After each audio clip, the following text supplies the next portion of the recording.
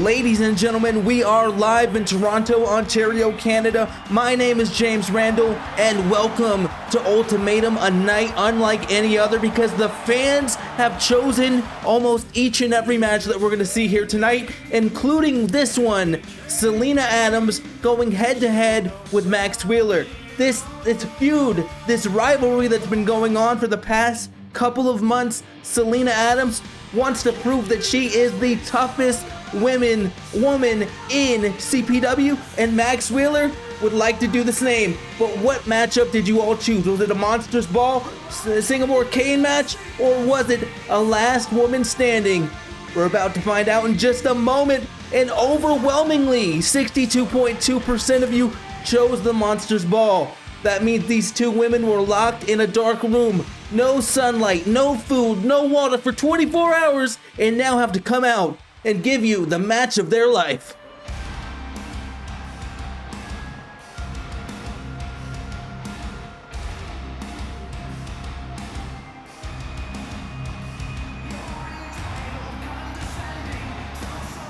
Selena Adams making her way out to the ring, dressed accordingly in jeans and a tank top.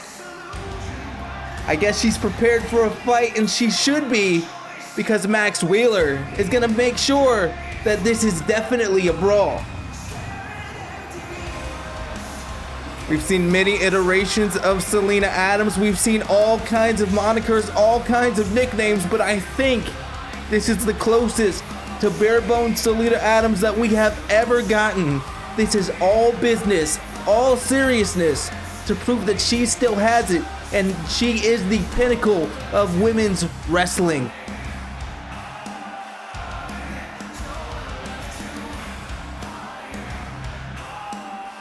Of course, Selena Adams took a long hiatus from the sport and found her way back.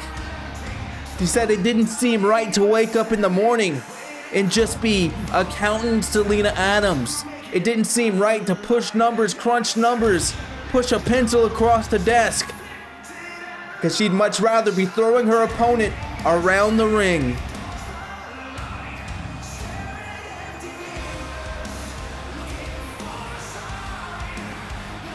So many battles that she has witnessed, that she has been a part of, but have any had stakes as high as this in this moment? Of course, she's fought for championships, but she's never fought to keep her status as the toughest woman in the locker room.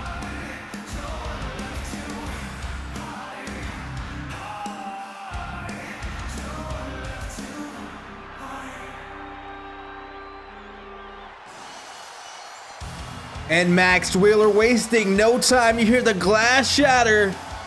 And Max making her way out to the ring with a golden opportunity briefcase. Of course, anytime in the next year she can cash that in for a chance at the Covenant Pro Wrestling Women's Championship.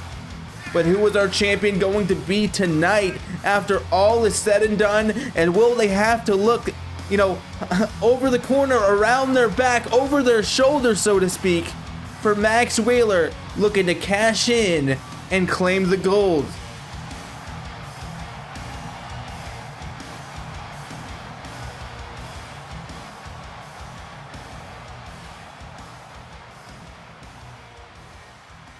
Poised and focused, and now it is the time to get started here tonight as Selena Adams coming out of the gate with a big lariat there, going for another one, but Max Wheeler just swatting it away, slapping it away. And now draping Selena Adams' throat over that top rope. And ladies and gentlemen, this is indeed about bragging rights. It's about saying that you are the toughest woman in that locker room. And Max Wheeler trying to gain an advantage here by bringing in a ladder.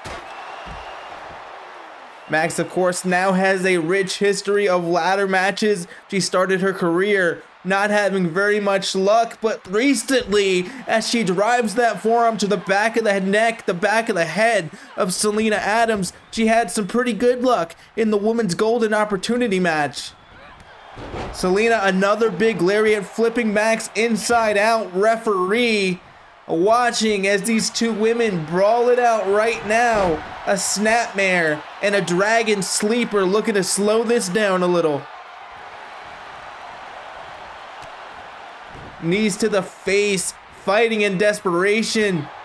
Selena Adams has been there, done it all, and she is a veteran. She knows how to get out of maneuvers any way that she possibly can. It's about scratching and clawing and figuring out a maneuver that can counter your opponent, and she did that very well as a pinfall here, but only one. And you'll have to, excuse me for any mic rust here. It's been a long time since I've graced you all with my voice, the voice of professional wrestling here in Covenant Pro, as Selena Adams looks to put a stop to the momentum that Max Wheeler is gaining right now. But just a clubbing blow as Max looking to take advantage of the foreign object, the international object, if you will, as Selena Adams, the lumbar region, falls directly onto that stop sign. And Max Wheeler has a glazed look in her eyes. This isn't exactly the Max Wheeler we've come to know. This is different.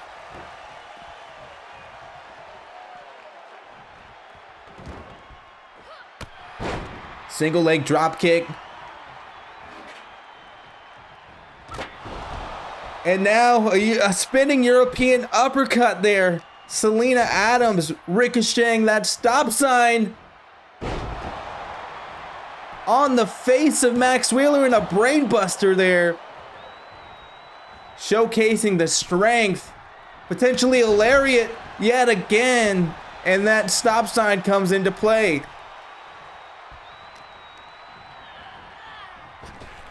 Now Max Wheeler, she's been on Twitter telling everyone what she's going to be doing with her $250,000 that she also claimed as part of that golden opportunity briefcase.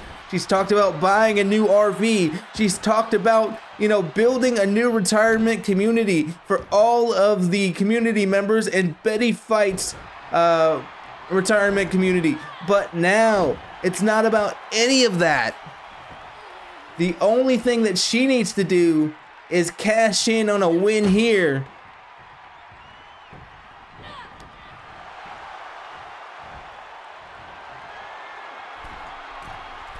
She goes over to the high red district and drops the elbow. That'll definitely cause some damage. That'll definitely injure a shoulder blade when it's hit on the back like that. And now just welcoming Adams to get up.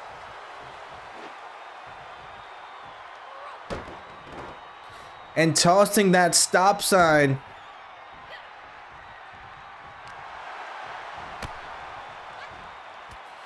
And a Frankensteiner. I think she clipped the edge of that stop sign there, and she's not done, because more international objects, more foreign objects are coming into play as that chair shot reverberates through the arena. But a lariat, Selena Adams flipping Max Wheeler inside out right in front of the commentary desk here.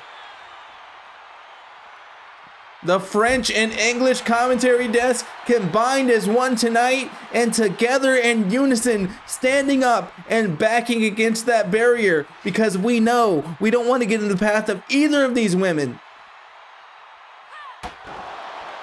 And Max Wheeler, yet again with that stop sign. But Selena Adams has had enough.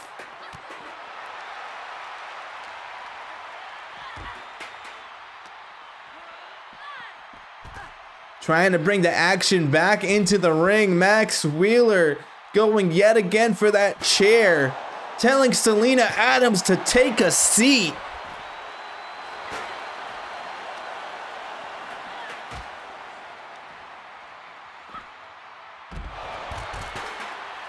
And a backdrop suplex landing firmly on the neck on that barely padded concrete, and Selena Adams going after those knees. The recurring injury to those knees, indicated by those braces on the legs of Max Wheeler, could not be feeling good right now. And a pile driver, nearly breaking Adams in half here.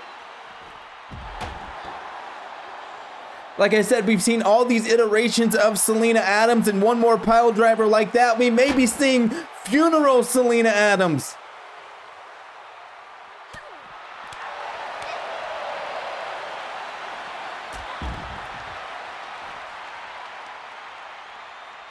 Huge clothesline there on the outside as Selena Adams brings it back into the ring. That burning lariat, the momentum shift that she possibly needs to come out with a win here. But Max Wheeler up almost instantly, dodging a knee it looked like there. And here comes the trailer hitch. Ladies, no!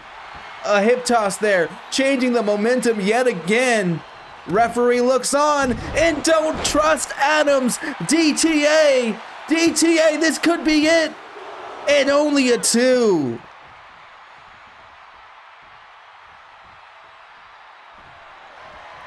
And now Adams looking for something big here. Could be. Oh my God. Max Wheeler could be broken in half. But only a 2 there.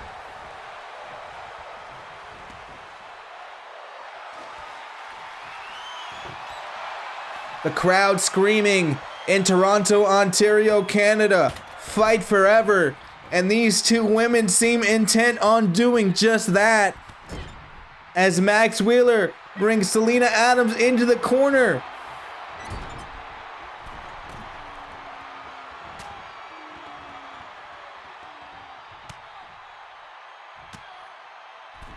A shot just to make sure she doesn't go anywhere. Elbows to the head.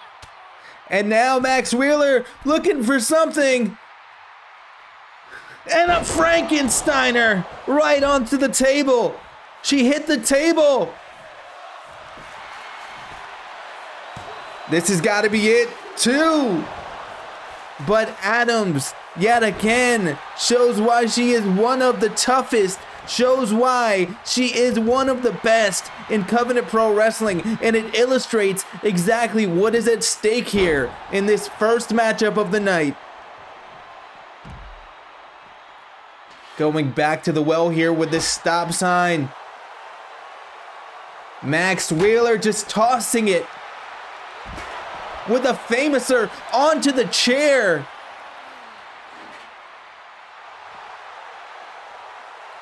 And now seeming to indicate that she is done with this match.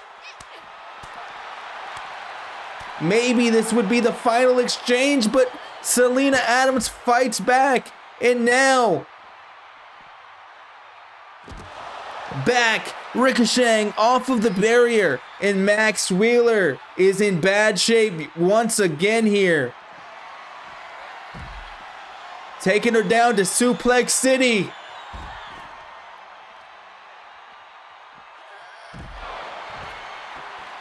And that very well could be a one-way ticket here, ladies and gentlemen. All Selena Adams has to do is bring the action back into the ring, but that cutter.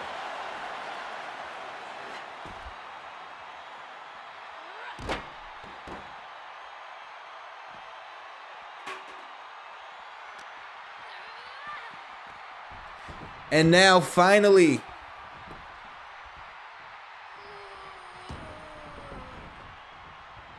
wait a minute, what is this? A knee to the face. And a low drop kick right to that braced knee. This could be the opening that Selena Adams has been carving out for herself all night.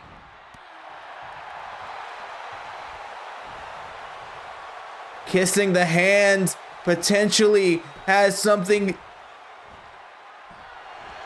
was going to say potentially has something very, very precarious in store for Max Wheeler, but then she goes and just works on the arm.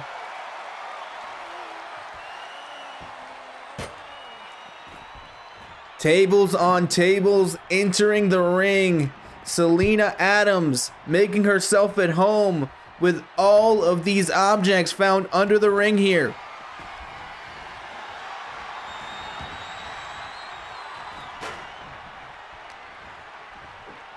The shake and bake onto the chair. And I thought, ladies and gentlemen, that could be it. But this war rages on. These two women still have more in the tank. Selena Adams almost meets that chair yet again, but is able to avert that crisis in a back suplex, sending Max Wheeler back onto the canvas. Now Selena is showing us she has big plans. Max going for a lariat there, but Selena too quick. Unloading a body shot. Potentially, I think she was going to go for a spine buster perhaps. But a body shot of her own. Max Wheeler laid Selena Adams out on the table, a 2. But not enough.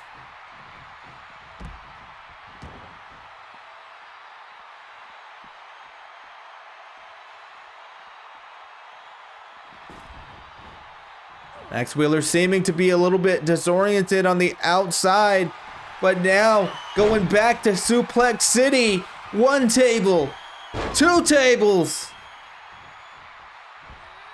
3 German suplex directly onto the table. Shoots the half. And a 3.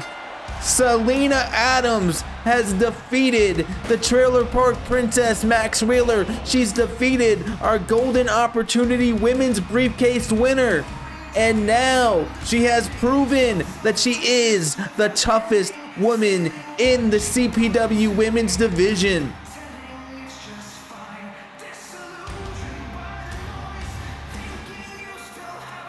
This was not at all what I expected to see. Selena Adams on top. You know, towards the end of that matchup, everything just went her way. And it shows the experience.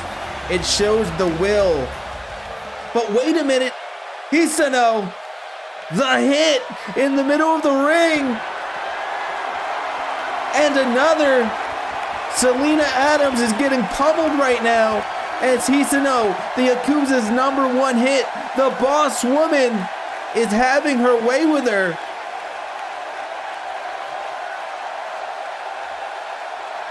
And Hisano's in a match up next, but she doesn't seem to care because right now all that matters is inflicting damage on quote unquote the toughest woman in the CPW locker room, ripping the shirt clean off of Selena Adams in the Shiharai V2.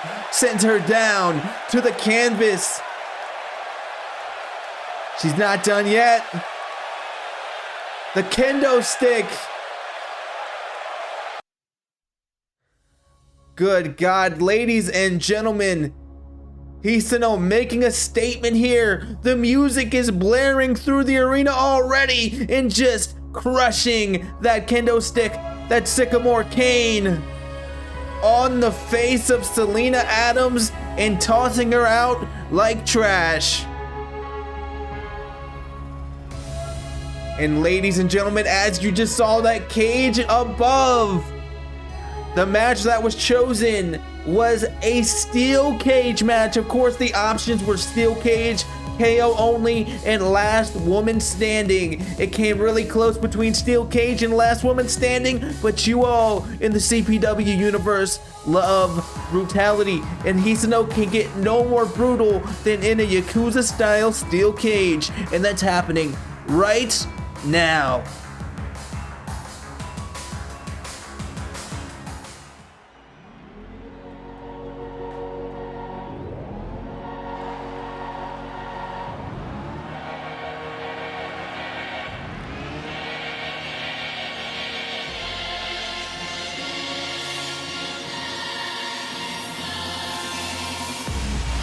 Ladies and gentlemen, quite a different look from Cammy B. She's got the demon face paint. She's got the focused look. She's got everything that she needs to come out victorious in this matchup. But she's going to have to put it all up. She's going to have to bring out all the stops in order to do it.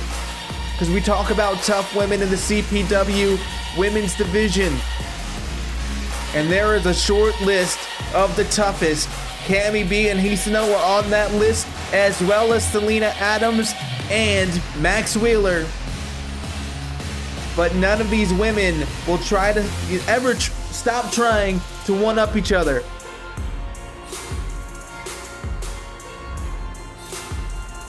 You know, Cammy B feels that she should be next in line for a CPW women's title match. And that very well may be the case if she gets this victory here tonight.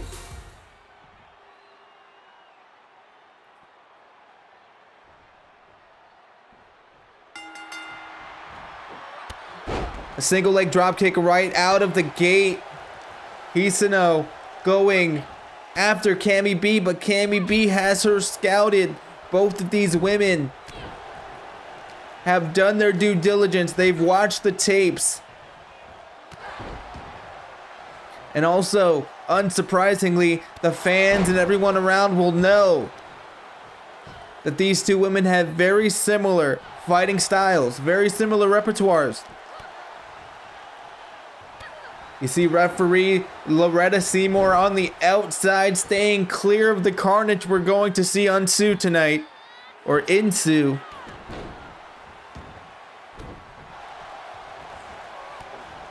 Going for the hit there. And Cammy B hits Hisano with an axe kick.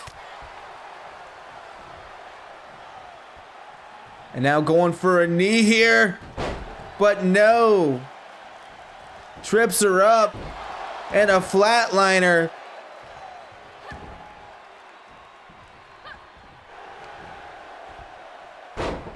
Cammy B, one German suplex, a ripcord, a lariat.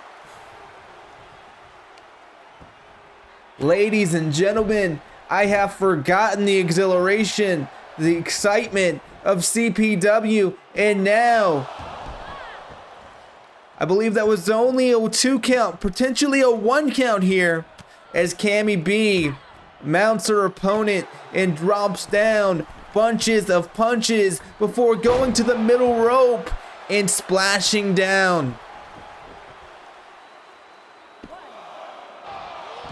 But only a 1 count yet again.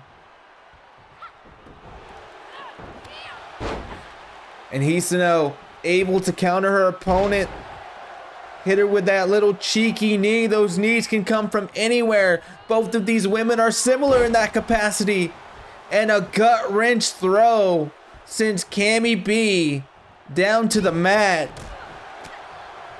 And a combination of lower body shots send Cammy B into the corner. And what's Hisano got planned here?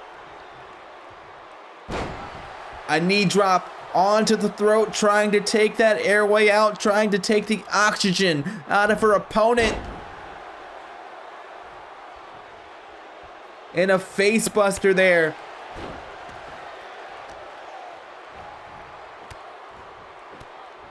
That complete shot-like maneuver. And speaking of maneuvers, the illegal hold here.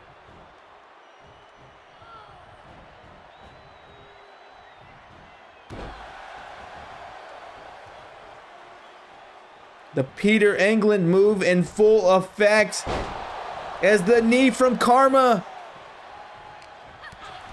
hits in the middle of the ring. And I know that Cammy B didn't get all of it because Hisano is right back on the attack. Body shots by Cammy B, trying to deflect some of this offense. And a series of kicks and mounted punches as well. And Cammy B doing her damnedest to fight off the wild dog of the Yakuza, Hisano. But Hisano, those strong legs, pushing her opponent off.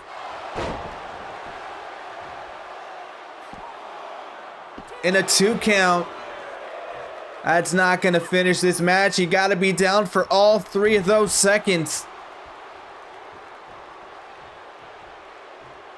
And ladies and gentlemen, these 2 women may not have the best of luck here in CPW. They may not, neither of them, have the best winning records, as that Xiao 10 drives Cammy B into the mat. And another one perhaps of these gut wrench throws.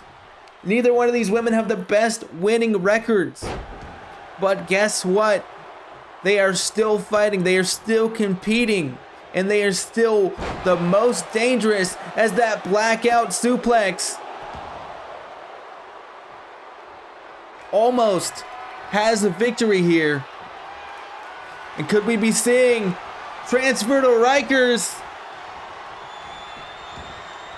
That Cobra clutch gonna send Cammy B all the way to the victory line and potentially send Hisano all the way back to the Yakuza. But Hisano fighting out of it. Elbows to the trachea there.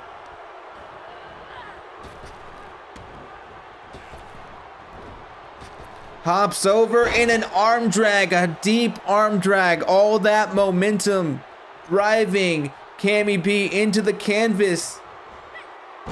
And a Northern Lights. And a suplex attempt, but Cammy B has it scouted as she comes off that bottom rope with a brutal punch.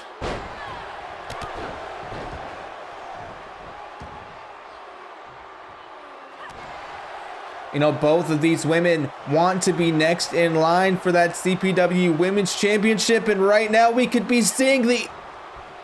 Never mind, both women went for the hit. Both women went for those running knees. Unable to do it. They both know that move so well. Similar styles breed similar strategies in dealing with them.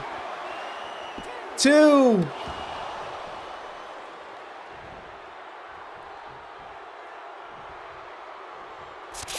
And a poison mist. But it's all legal in a cage match. Hisano knows it. A 2 count. And a shoulder up in the nick of time.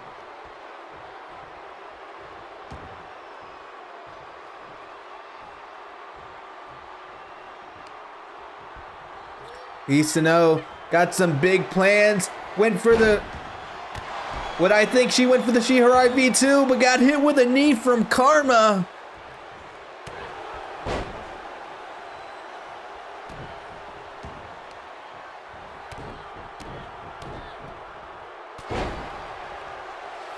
And now Cammy B finding herself in control, working on that, you know, back of the knee of that joint there. And now locking her into a Cobra clutch that transferred to Rikers. And this could be it. Hisano looking like she's fading here. But elbows yet again to that neck region. Taking any advantage she can, dropping down. But Cammy B, too quick, too strong, went for that hit. Went for that running knee, unable to. And now using the confines of this cage as a weapon.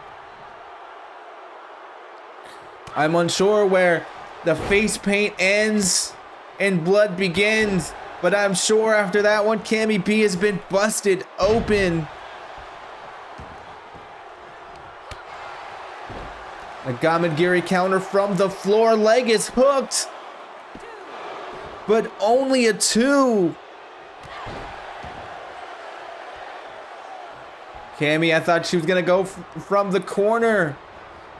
Go for that knee from Karma, but yet again goes for those mounted punches, and Hisano has it scouted, forearms to the face. And now turnabout is fair play. working on that knee region, that knee joint.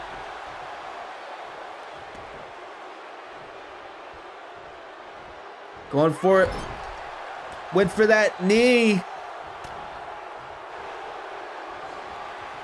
And now, this may be it. The transfer to Rikers in the middle of the ring. Cammy B's got it locked in, and that is it.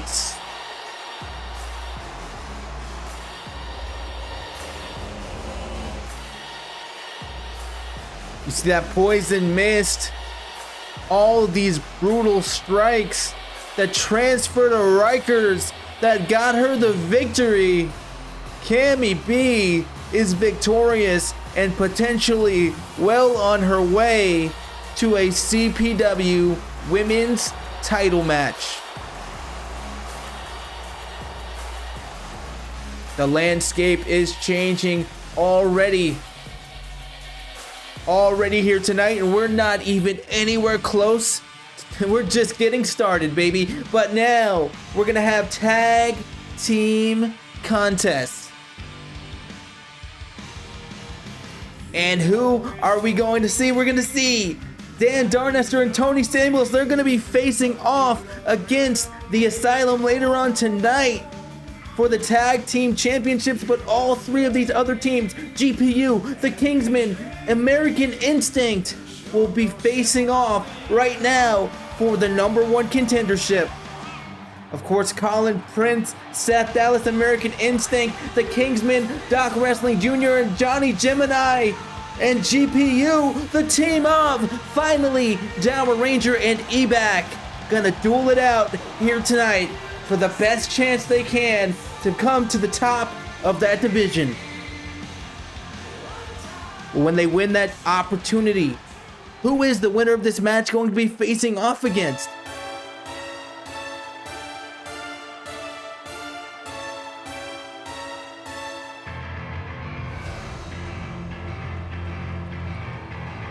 Well, the American Instinct making their way to the ring. Colin Prince aggressively trying to warm up his partner, trying to psych up his partner, Seth Dallas.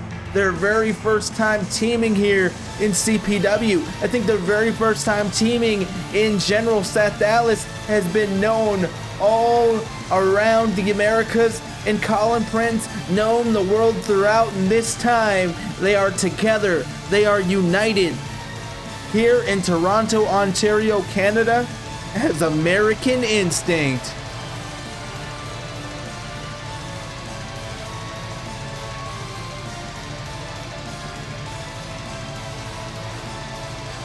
In honor of Pride Month, you know, I'd like to say hello to the bitches, the bros, the non-binary hoes, and if Colin Prince has a problem with it, he can talk to me.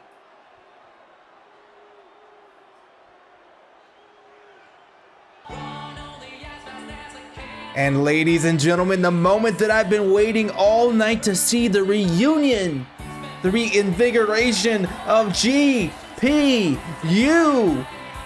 E-Back and Dower Ranger finally joining forces here in tag team contest yet again. And I have my money on these two. I've got all my cryptocurrency banked on these two to be the new #1 contenders for the CPW Tag Team Championships.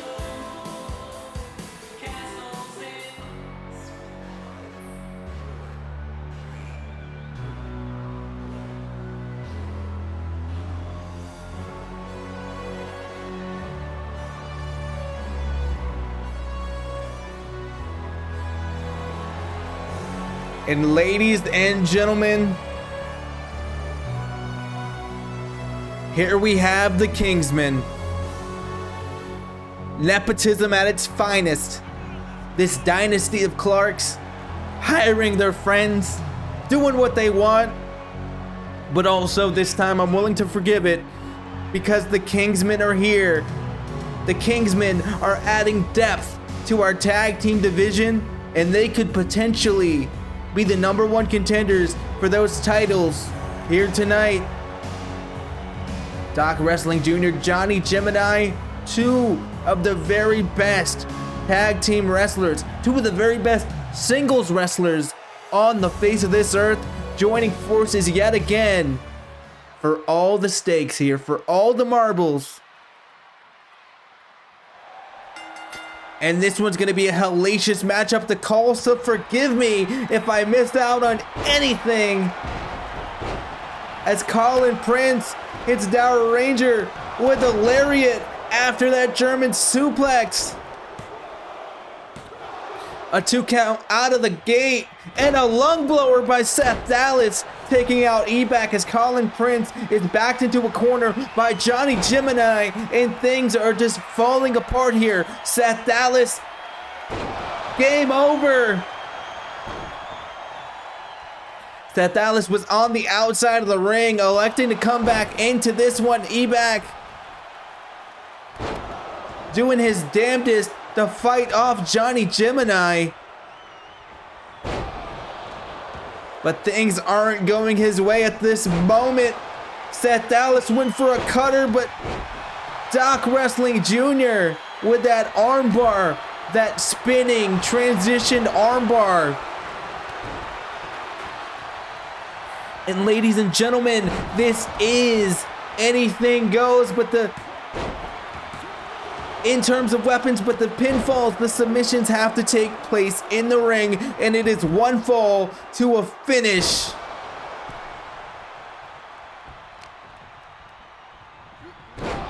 German suplex there, Colin Prince not liking the feel of that.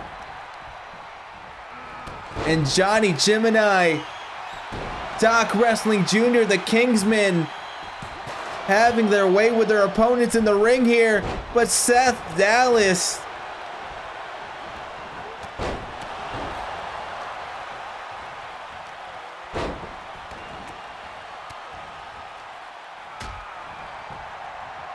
now things are slowing down a bit, but only for a moment, only for a second for me to catch my breath. Colin Prince going for something big there in the corner, but gets caught by Doc. Reverse suplex there.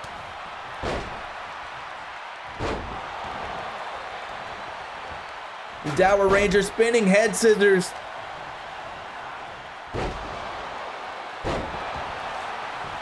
This could be it, but Johnny Gemini breaking up that pinfall. One fall to a finish. This was elimination. It'd be a lot more simple affair. But you cannot allow your opponent to get a pinfall. You cannot allow anyone other than your teammate to get a pinfall.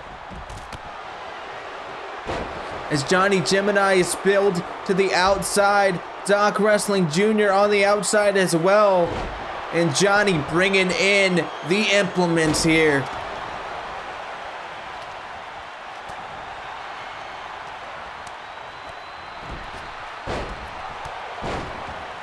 Dower Ranger went for a springboard, wasn't able to hit it, but got hit with one.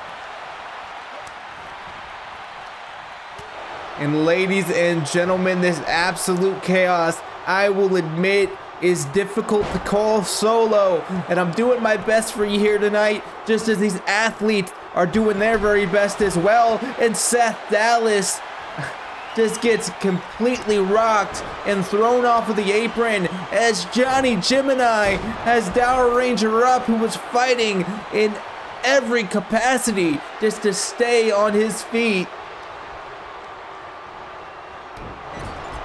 Speaking of feet, that's not going to do him very good, but a heel kick. That calf kick, rather.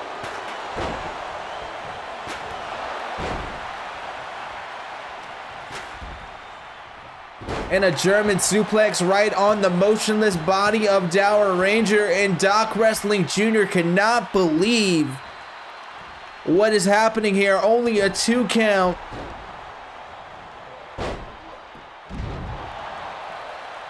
And a full Nelson bomb there, a full Nelson slam as E-Back fights that Sycamore cane, that kendo stick out of the hands of Johnny Gemini, doing everything that he can to keep this in his corner.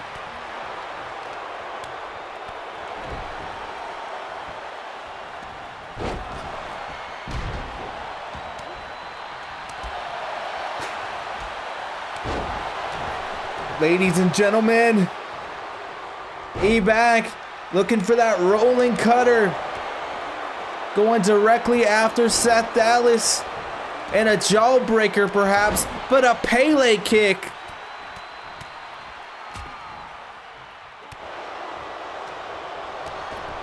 All of these opponents are switching targets.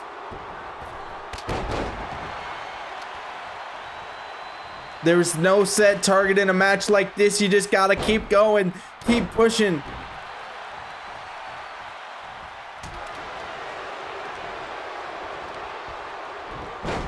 back out on his feet, but manages to come back into the ring. A drop kick there, goes after Colin Prince, but Colin wanted to have a little bit of a doctor's visit with Doc Wrestling Jr. And now the only two left in the middle of this ring are Seth Dallas, never mind, and Ebak, I was going to say. But now Ebak laid out with a chair shot as Johnny Gemini searches for more weaponry here. Head scissors, a suicide dive.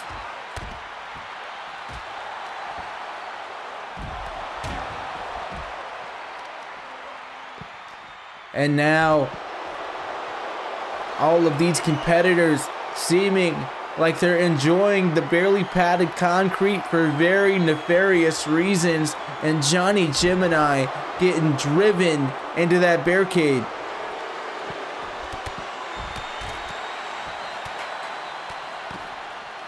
Down Ranger finally fighting his way out of that submission hold, and Doc Wrestling Jr. finds himself in the middle of the ring with his tag team partner.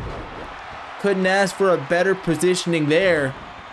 But speaking of positioning, as Colin Prince positions the lifeless body of Dower Ranger onto the barely padded concrete, we can hear the ricochet all the way here on the announcing table.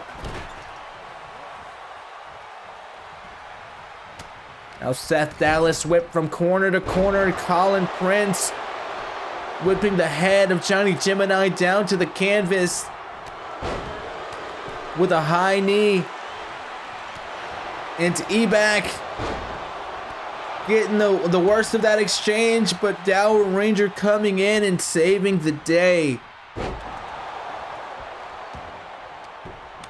The Metal Man with the wooden weapon coming into the ring. This could be it. Dower Ranger, we've seen him hit that before. But Colin Prince, right where he needed to be, a momentary pause, a momentary thought process, and he was able to save his partner there.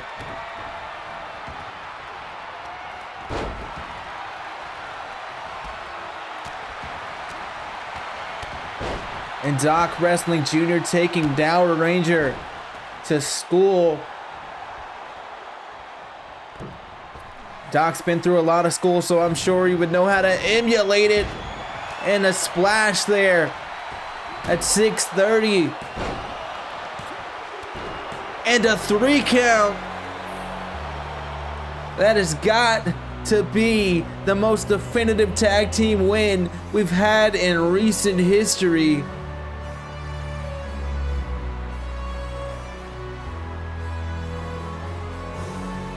Absolutely beautiful open heart surgery for the win.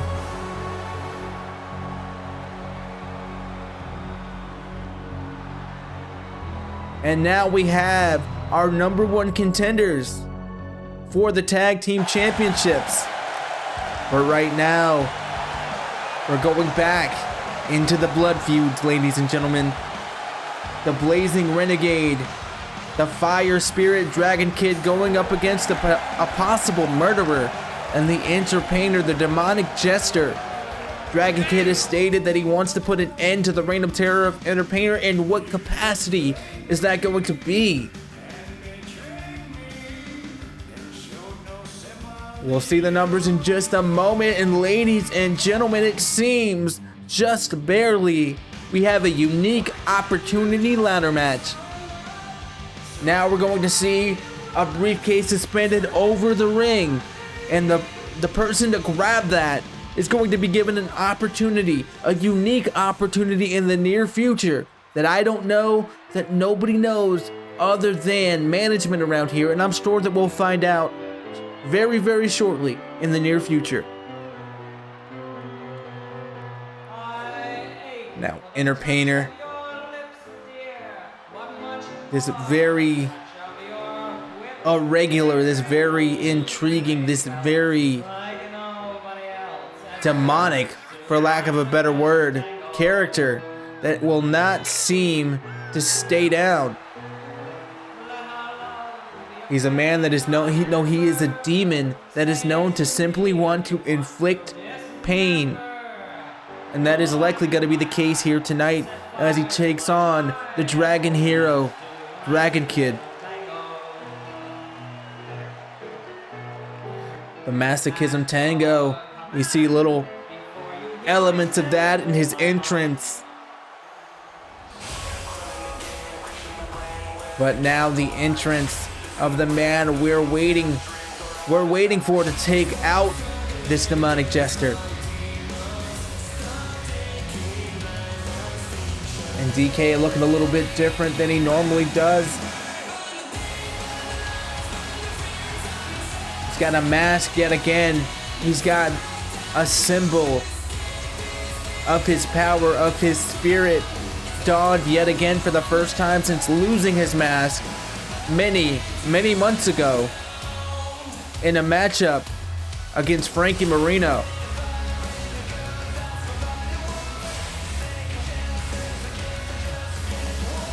For one night only, we see this manifestation of the dragon as we can sense the intensity of Dragon Kid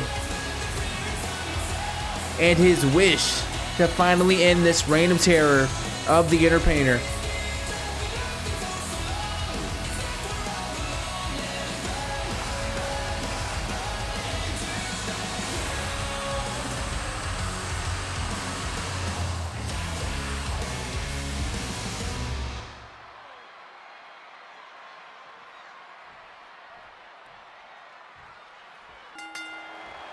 Ladies and gentlemen, this matchup starting very abruptly here in the Entertainer in the outset in full control, but Dragon Kid not letting him be there for long. Double knees to the back, that backstabber. And a back suplex, sending the demonic jester down to the canvas. He's got to keep this momentum up. And as he continues to do that, as we continue to see this offense unfold, we can see most readily that this is a different Dragon Kid, is that Frankensteiner. That poison Rana, if you will.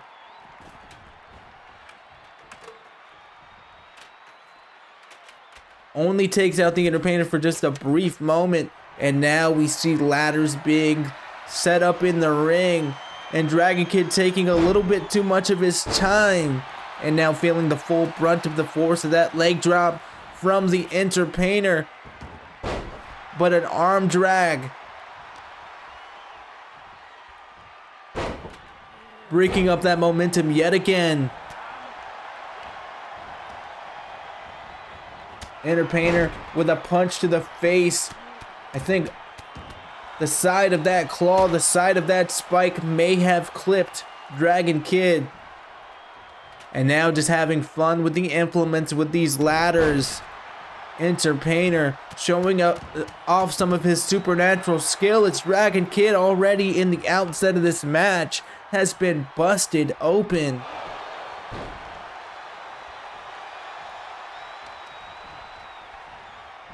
And a snap suplex. As the jester goes up top in a leg drop. Very impressive start to this match so far as Entertainer climbs that structure to try and gain an advantage here by knocking off one of those combinations, and he's able to enter it a second one here.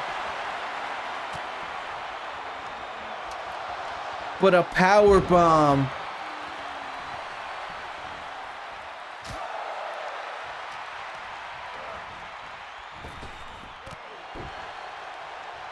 A flipping kick there sends Entertainer just a little bit further away, but another snap suplex brings everything close yet again.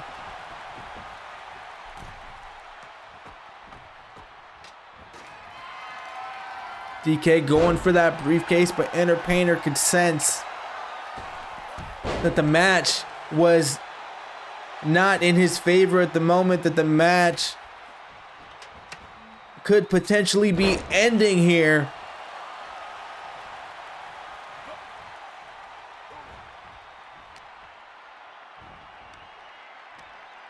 And what's this gonna be? A tombstone pile driver. We don't see Entertainer do that very often, but when he does it to brutal effectiveness, and a miss-spinning back fist comes at him with another one. And a little fent DDT just to confuse him just a little. And now we see pressed up against that ladder in the corner, Dragon Kid not having the best go of it right now, as the demonic jester from the carnival just chewing, tearing at those fingers, at those phalanges.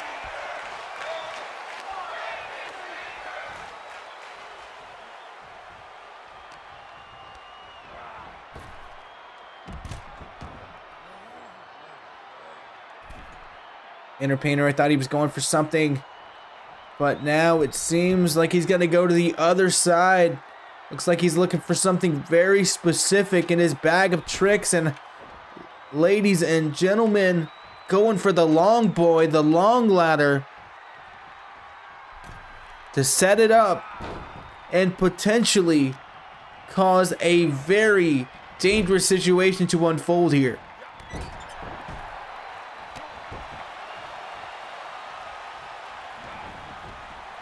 Entertainer dodging the offense by Dragon Kid. And now DK carrying him over to the corner with the snake eyes. That mask taking the brunt of the force there. And DK got caught but was able to fight his way out of it. The former gymnast from Mexico showing off his athleticism here. But a spinning back fist and a springboard forearm with those spikes.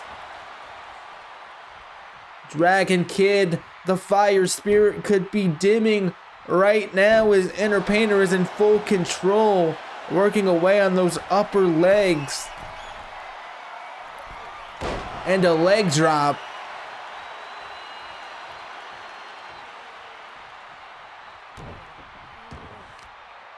And DK able to fight his way out yet again. Going for one of those ladders perhaps.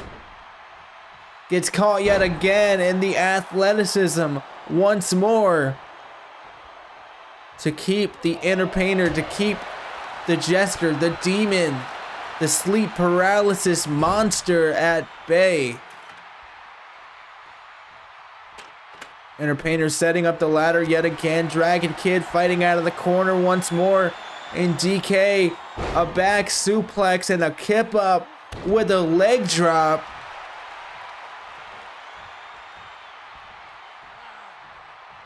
DK seems to be a little confused here as he climbs that ladder, as he ascends that metal structure, that unforgiving piece of steel. DK able to unlock another one of those combinations. But Entertainer too ferocious, too aggressive, sends DK down with a power bomb now. Dragon Kid, I don't know if he does any dancing, but he may be in for a masochism tango as the demonic jester claws his way, crawls his way, inverted, scary as hell, over to Dragon Kid.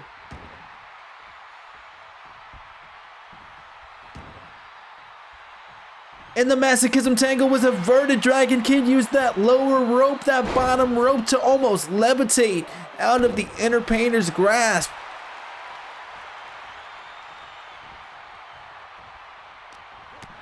Now DK fighting for his life. The Bahamut Spirit too. And this could be it. Dragon Kid ascending once more. The Phoenix, the dragon, is rising. And as he reaches up, he unlocks one more. He's got one more combination, and that is going to do it, ladies and gentlemen. Dragon Kid, the boy named Diego, has done it.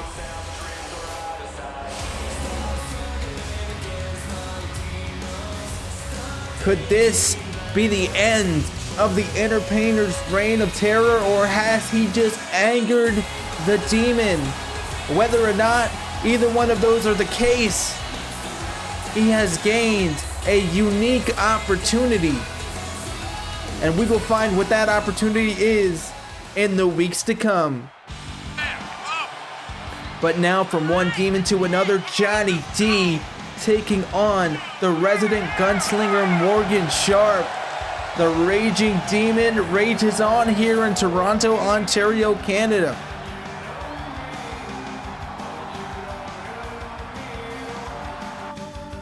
But what is it going to be? Is it going to be submission? Is it going to be falls count anywhere? Or are we going to see blood spilled yet again here tonight with First Blood? And ladies and gentlemen, First Blood. You all know what you want to see. And that is exactly what you're going to get. First Blood here tonight. The rivers of Toronto, Ontario will turn red as the one in Manitoba, because they'll all be crimson here tonight.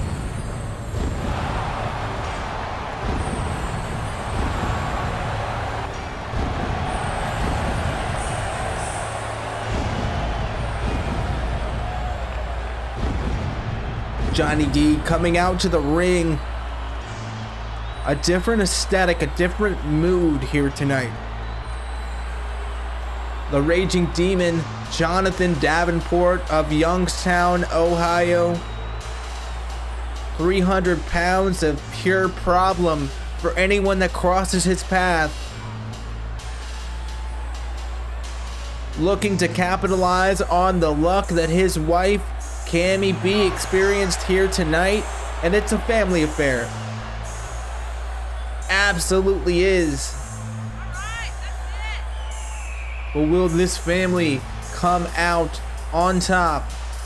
Especially when Johnny has to contend with Morgan Sharp, someone he has an enormous amount of history with.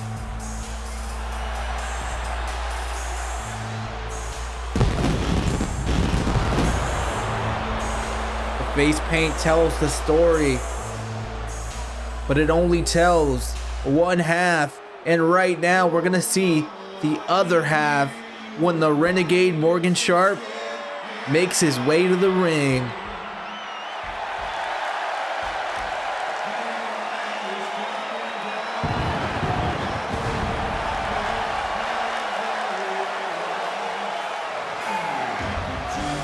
Ladies and gentlemen, Morgan Sharp, a man that has not had a singles loss since breaking off with Dragon Kid in the Blazing Renegades. Of course, that tag team is still active, but since becoming more of a single star in recent history, Morgan Sharp has not had a loss. Can Johnny D change that here tonight? Or is Morgan gonna ride this wave all the way to the bank here?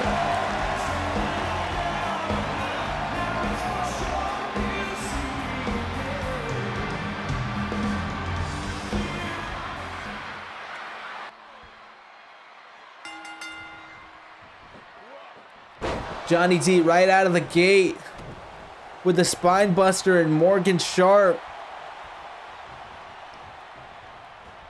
sent down to the canvas and now finds himself in quite the predicament. Jonathan Davenport, the demon of Youngstown, gets rocked with a kick there, a springboard.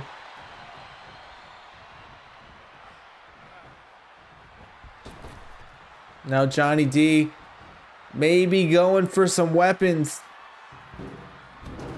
A rather unconventional one, it looks like, with a steel step.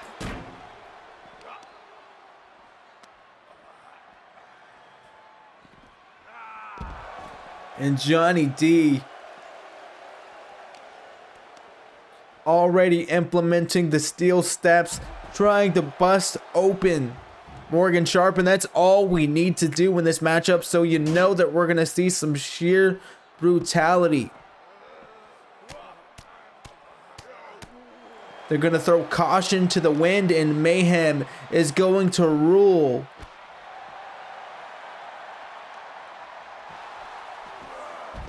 Whenever you're talking about busting open an opponent, you know, it doesn't have to be in a predictable nature. It doesn't have to be in your most high impact moves.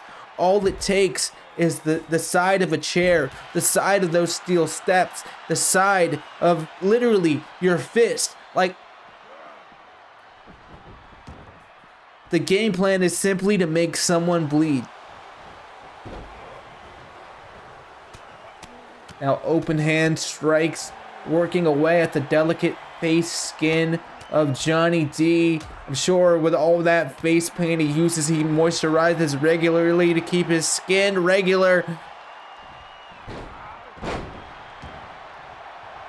But I'm sure the demon of Youngstown, Ohio doesn't want anyone knowing his skincare regimen, and right now he's proving that as he tosses Morgan Sharp into the corner and goes for a brutal punch, and Morgan Sharp tries to follow his counter up with a clothesline but is unable to. And this is the size advantage of Johnny D. A burning lariat there, dropping the gunslinger down to the mat, and the referee looks on in awe, as I do from the commentary desk, at that military press and the elbow drop.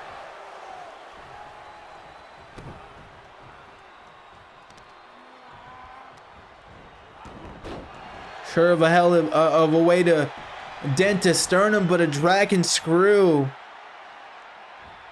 And now trying to make some dent of his own in the armor of the demon from Youngstown, Johnny D. Morgan Sharp stomping away and now bringing out the cold black metal. That sledgehammer introduced into the matchup, and now Morgan Sharp just gesturing even for the referee to come get some.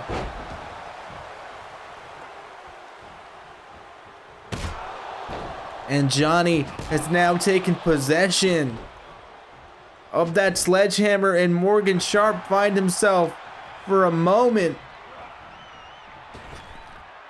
on the wrong end of this thing. And the strength being displayed by Jonathan Davenport.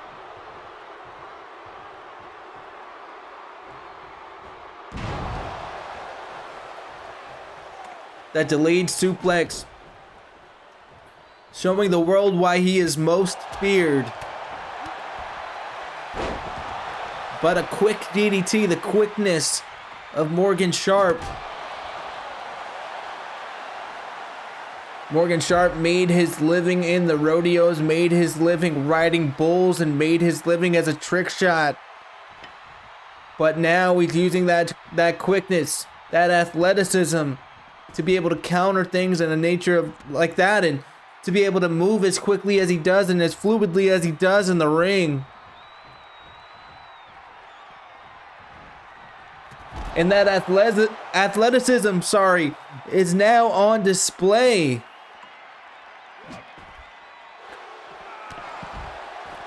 But a vertical leap like that from Johnny D, sending Morgan down to the barely padded concrete, and this one could be an equalizer, as the sit-down powerbomb drives the gunslinger down into the barely padded concrete.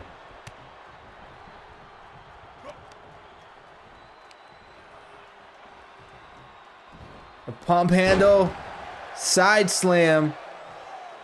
Seemed more like a hammerlock, actually.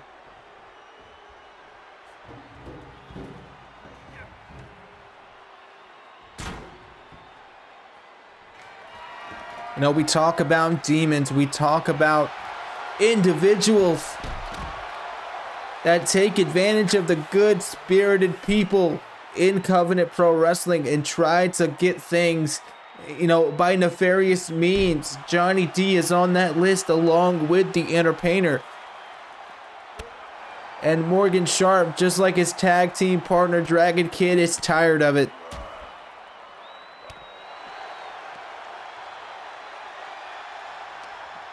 Johnny brought that hockey stick into play, and it's very well received here in Canada. The crowd went wild, but I don't know if that's going to sit there and be dormant for the rest of this match or if it's going to be implemented here.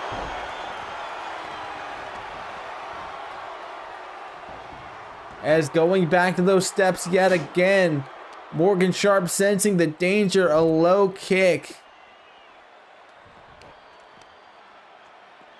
For a moment, crisis averted.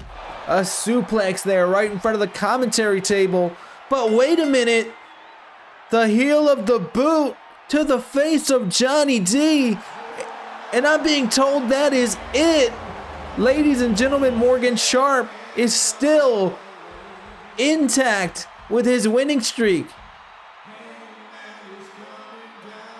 There's that winning shot there. Like I said earlier in the match, it's not always your most high impact maneuvers. Sometimes it's just hitting in the right spot with the right ligament. With the right, you know what I'm saying. You guys know what I'm saying. The right appendage, the right limb. There we go, there we go. But now, we're moving on in the action. The busboy, Kenny Mitch, taking on William Black, who we're told has clear piss. He wants everyone to know in the arena and watching at home that his piss is clear because he's one of the only ones that we test for anabolics. William Black has a suspect figure, and you can't blame us for being a little bit curious as to how he holds it up. This man is built like a bus, about to go one-on-one with a bus boy.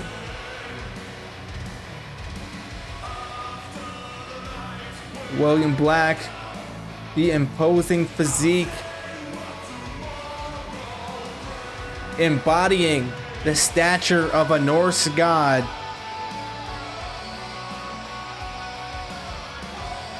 And as we're told here tonight that there were no anabolics or anything found in his system, it was simply clear piss.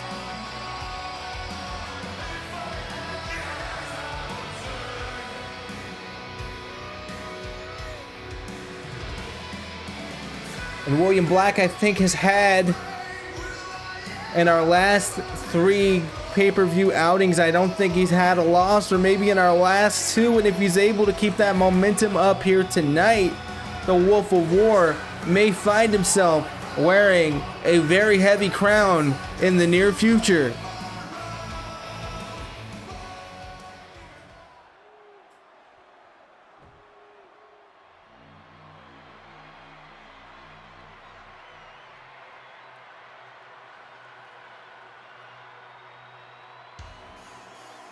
But ladies and gentlemen, I know you can't feel it watching at home, but the tension in this arena right now is palpable. This is a very different iteration of Kenny Mitch.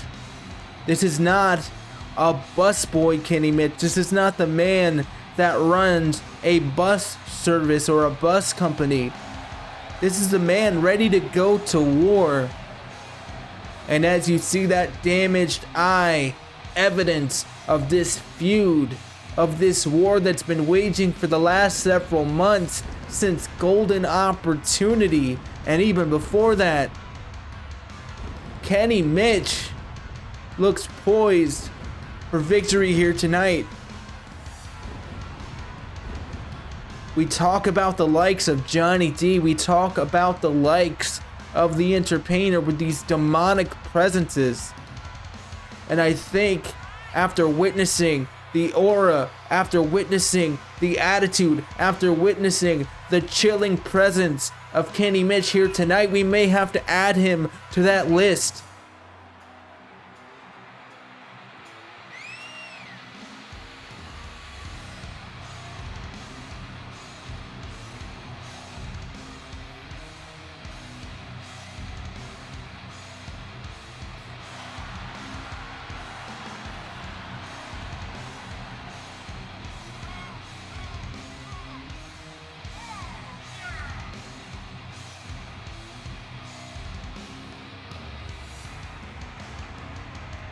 Kenny looking deranged, looking changed, looking metamorphosized.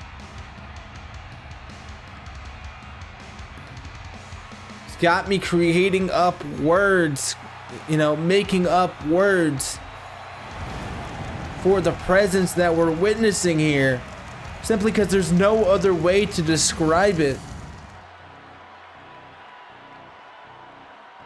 Looking into the eyes of Kenny Mitch, that one that is damaged and the one that is seeing more clearly than ever.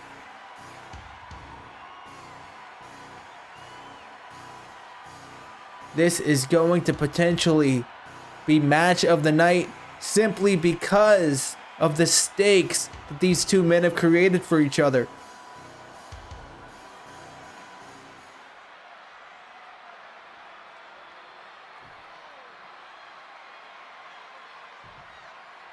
And ladies and gentlemen, it begins right now as William Black, a body shot in the outset and a snap suplex. Kenny Mitch feeling that damaged eye ricochet off the knee of William Black, and William Black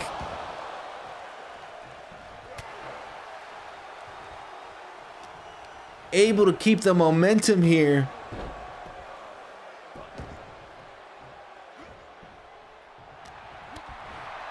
As Kenny finally finding an opening, a combination of pummeling blows and a springboard dropkick, taking the Wolf of War, taking the Jarl of Wrestling off of his feet.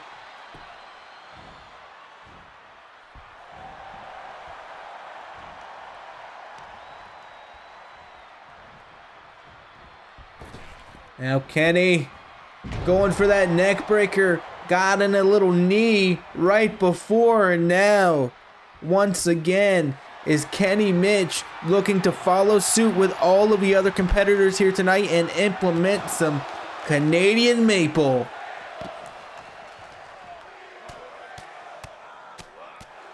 The table is now in play, but William Black sensed the danger, sensed that he needed to do something to slow down this newcomer to professional wrestling. The seasoned veteran doing what he can to do just that.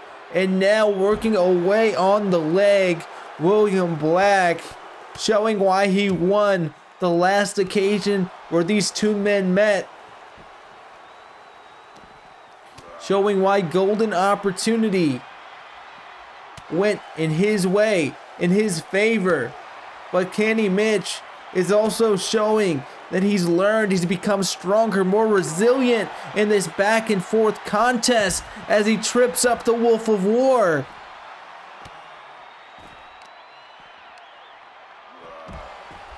Right in front of the commentary desk, the French and English commentators united yet again in the confusion, in the distress, just by having these two desperate men trying to wage war right in front of us.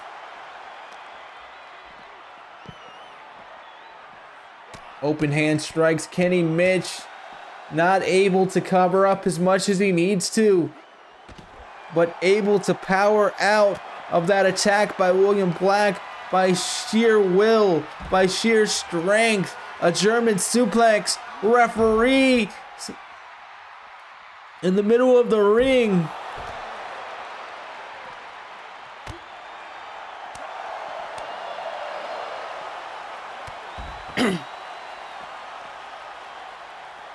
And ladies and gentlemen, I said referee in the middle of the ring. I stand corrected, in the middle of the camera, I should have said. And what I should have said following that is that this match is 2 out of 3 falls. It's the only match that was not voted on here tonight. 2 out of 3 falls. Falls count anywhere.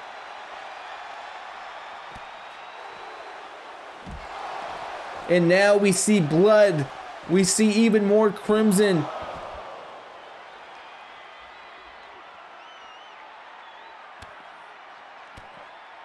William Black continues this assault.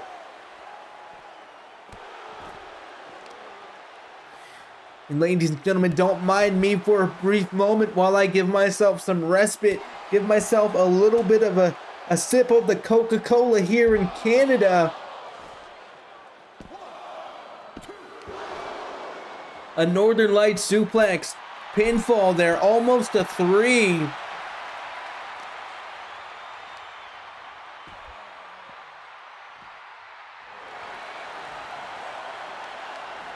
And now Kenny, what's he gonna do as he wrenches on the neck of William Black?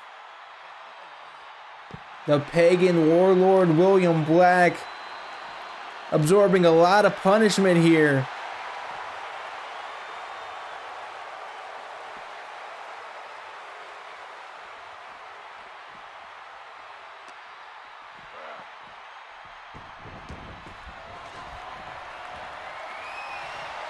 And now, the international objects, as I've been calling them all night, has been introduced.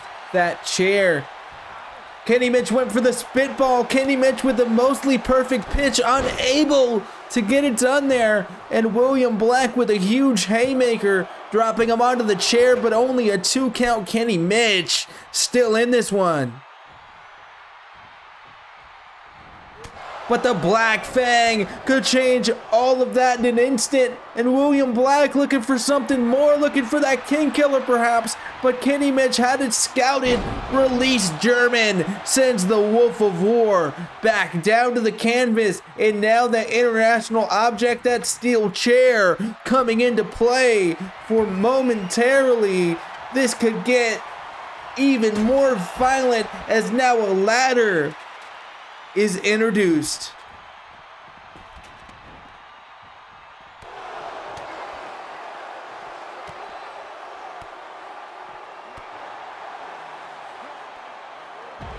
William Black is well versed in averting these kicks by Kenny Mitch. Kenny Mitch, super kick, able to hit the mark.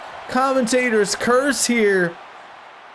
A pinfall. A delayed reaction by this referee. It makes me wish that referee Leonard Seymour was not on paternity leave, but I hear, ladies and gentlemen, he will be back with us shortly.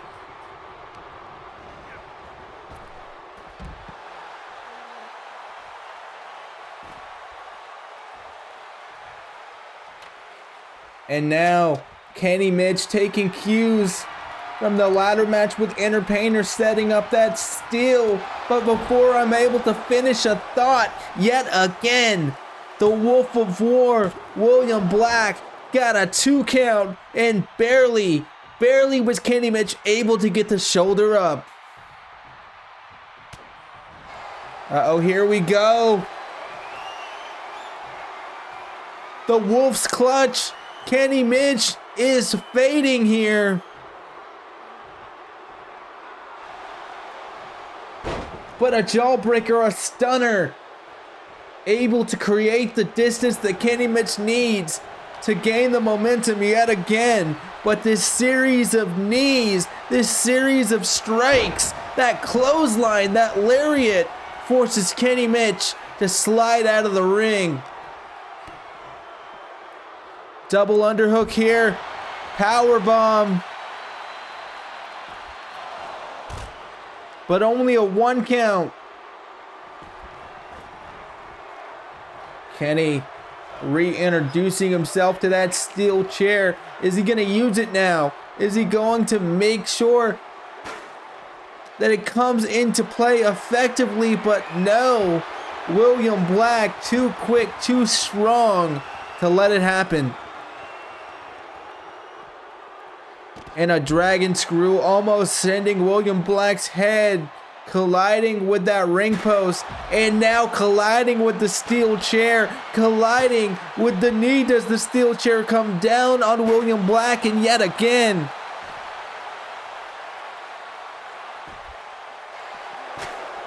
he said 2 was enough, and now hit him with a brutal punch. William Black back in this one, just tossing the near lifeless body of Kenny Mitch, the busboy, into the barricade.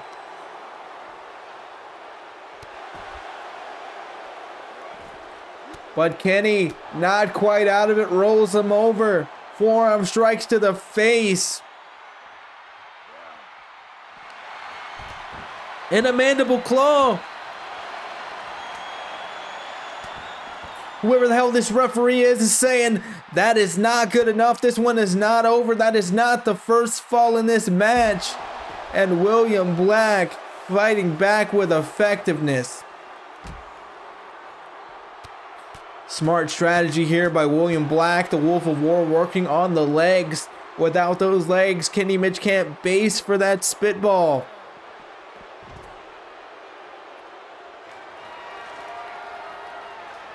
Of course, that spin kick where he has to base himself on one leg and use a lot of power in order to pull off the maneuver. 2.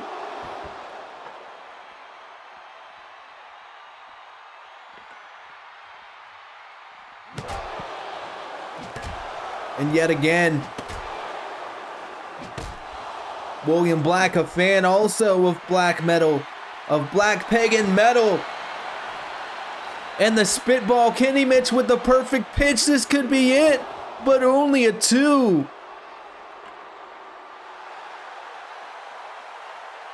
And as Kenny Mitch gestures for the Jarl of Wrestling to get back to his feet, I've gotta warn him to be careful what you wish for. You never want to corner a wolf. You never want to back a wolf into a corner, because things like that happen. And now Kenny going full steam ahead at his opponent, and William Black gesturing now the same way that Kenny Mitch did.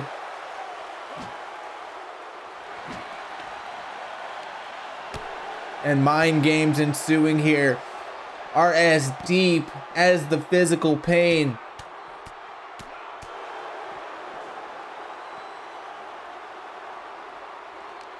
It's not just a physical contest, it's a mental contest. And now, as the open hand strikes are unloaded onto Kenny Mitch, I can't see where the face paint ends and the blood begins yet again.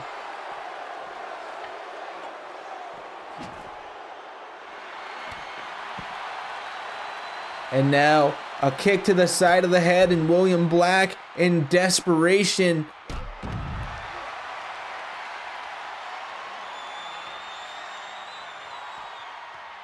Kenny seems to be thinking over his strategy, working on the fly here, shoving William Black into the barricade, and this could be it here. A pinfall could do it, but only a 2.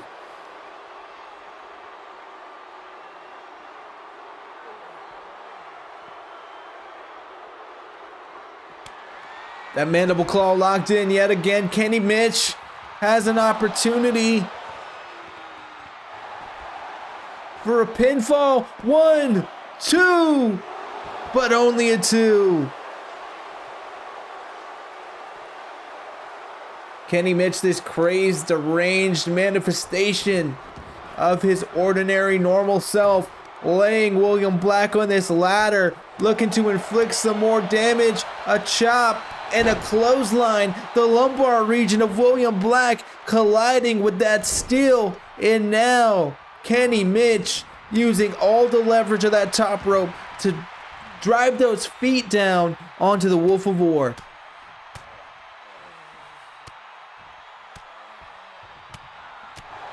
This has been a back and forth contest, but right now Black is looking to be not on the greatest side of things right now. As an elbow drop.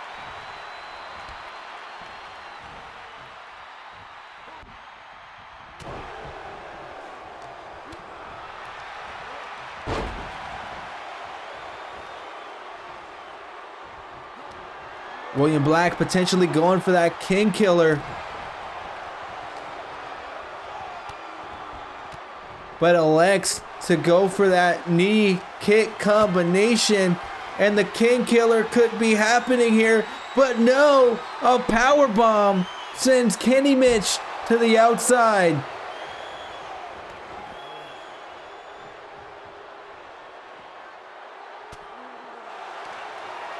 And now the Wolf's Clutch, this could be it. He's fading, but no, now he's fighting back, and Kenny Mitch, he's got a pin. The leverage is on Kenny Mitch's side. 1, 2, 3. Ladies and gentlemen, the first fall in this matchup is had by the busboy Kenny Mitch. The future, Kenny Mitch in the future is looking bright.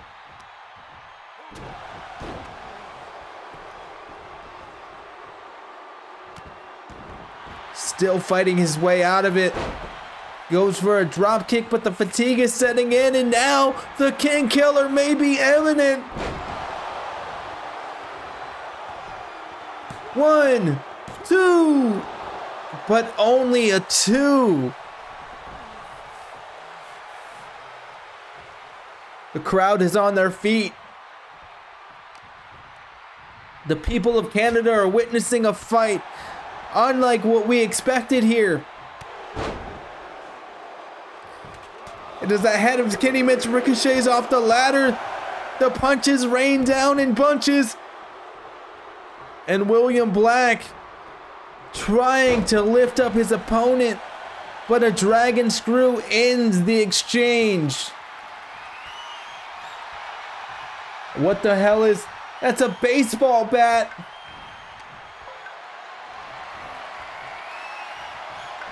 And getting tossed to the outside yet again, Kenny Mitch finds himself reacquainted, finds himself reintroduced to the barely padded concrete, and a pinfall here. Referee in position.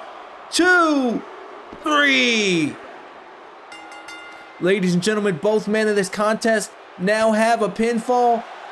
And this could be a submission here as the Wolf's Clutch is locked in. Kenny Mitch fighting his way, trying to avert this, but I don't think it's gonna happen.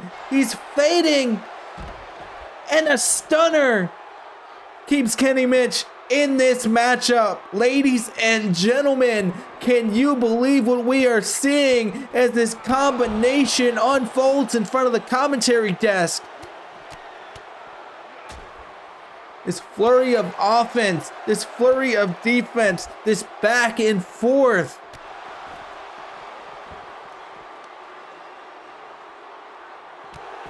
And as William Black stomps away on the damaged face of Kenny Mitch, as Kenny Mitch collides with our commentary desk. This one has to be close to over as baseball season has arrived. William Black swinging for the fences. This could be it. 2, 3. Well, Kenny Mitch introducing that bat, introducing his undoing here. And William Black coming away with, I think, his 3rd straight pay-per-view win. And if he's not in title contest, if he's not in the title conversation, I don't know what conversation we're having, because William Black looked damn good here tonight.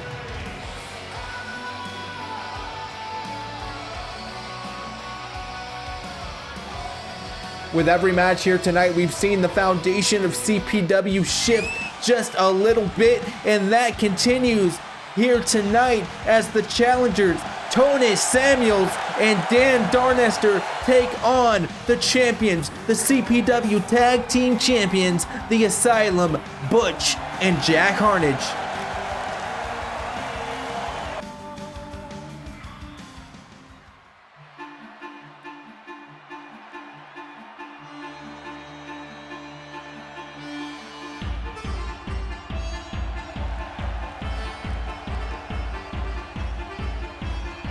never before teamed together.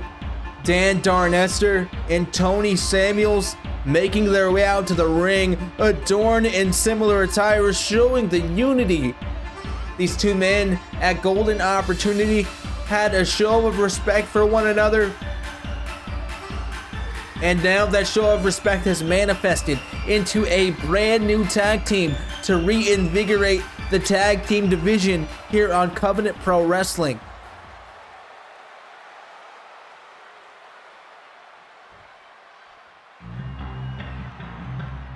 Challengers are going to have their hands full because the champions are here.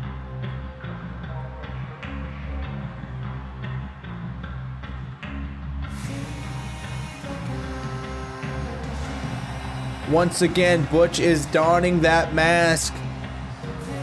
And that had quite the effect here tonight as Dragon Kid able to take out the Inner Painter. Could a similar scenario play out for the champion here?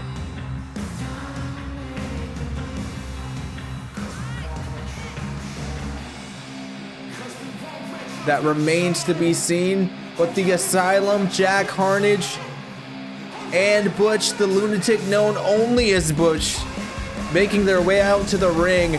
They look poised to hold on to those tag team championships.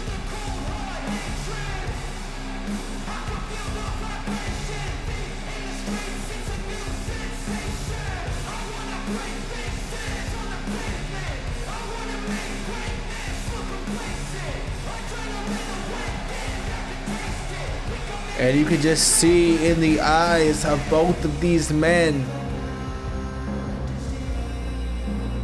they have watched the tapes, they have witnessed what they need to witness in order to walk out retaining those championships. But even more than that, they're just crazy enough to do whatever it takes to win.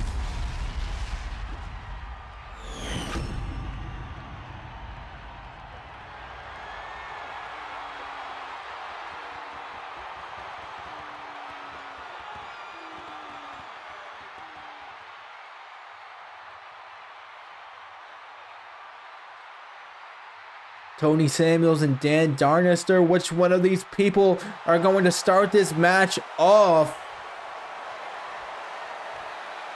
And against who? If I had my pick, I'd start off against Butch. He's crazy as hell, but he's not built like the monster that Jack Harnage is. As the champions relinquish those belts to the referee for the time being.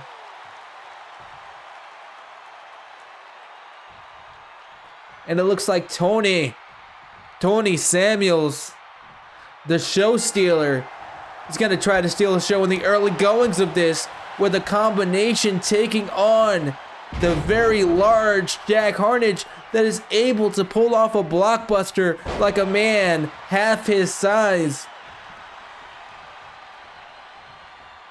But now, just as I say that, Butch finds his way into this matchup and hits the show stealer Tony Samuels with a kitchen sink.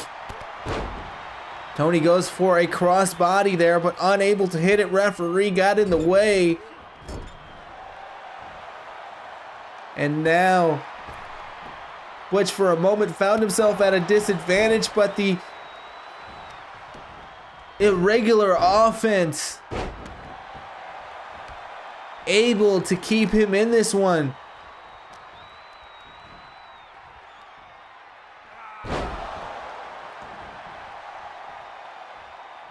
A leg hooked cutter there, a fisherman's cutter, and a stiff kick to the back.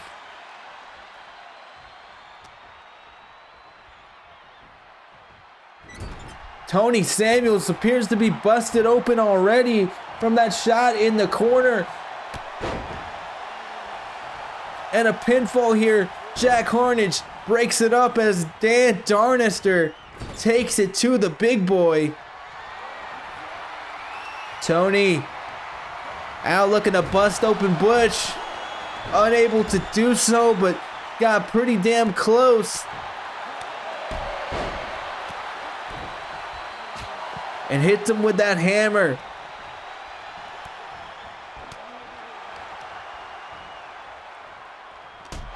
Butch went for something there, misjudged the distance, but now that combination, that knee and roundhouse kick combination.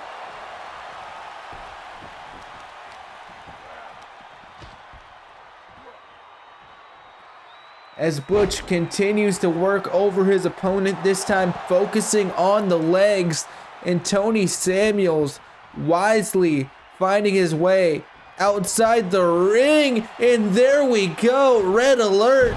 Tony Samuels busting open Butch, went for a springboard maneuver, but also misjudged the distance. I think here we're starting to see some of that blood come into play. The eye irritation, a 2 count. And Dan Darester, an oddball as he is standing in a corner where he cannot accept a tag. Tony Samuels still holding his own,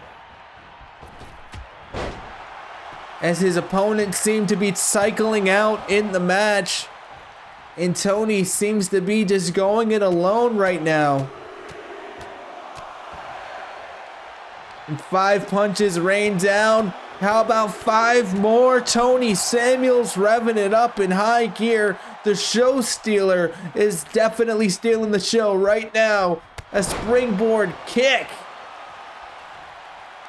sends Harnage to the canvas, and now 15 punches rain down in total in the last less than a minute here.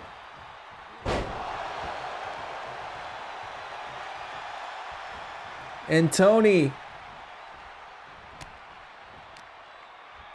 at a sheer disadvantage if you're going based on tags, if you're going based on cycling out and retaining energy.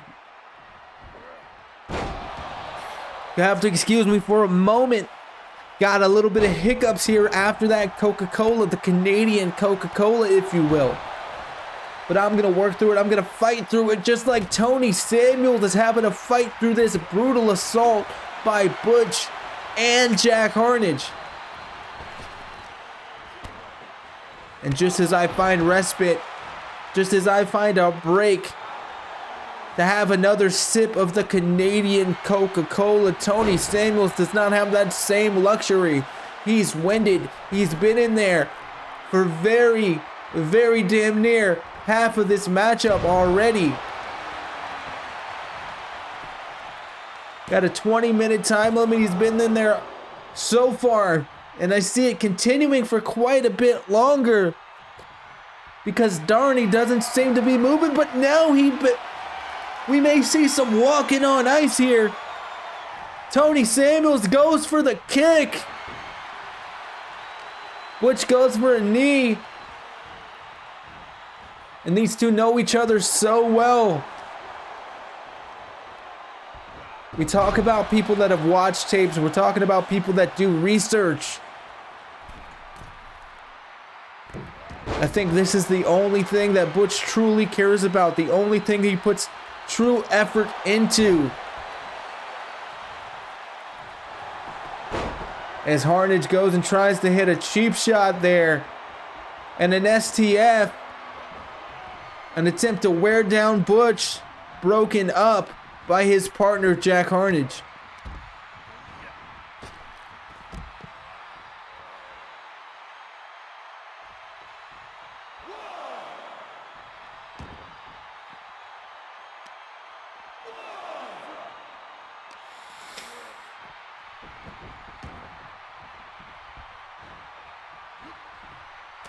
Ladies and gentlemen, a combination there. Tony Samuels with a stunner, a springboard stunner. Maybe the opening he needs. Whipping those legs around, taking those legs out from under Butch. And yet again, locking in that STF.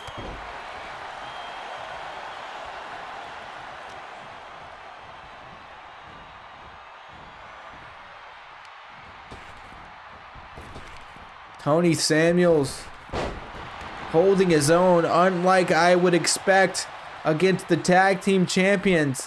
What is the strategy here as Butch from the top rope hits a brutal crossbody and now going after Dan Darester. The Pickle Man getting juiced for just a moment. And a sunset flip bomb. And another.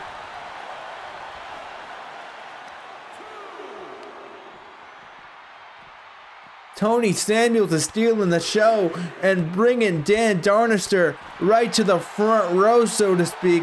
Bringing the show to him as he shoves Butch into the referee.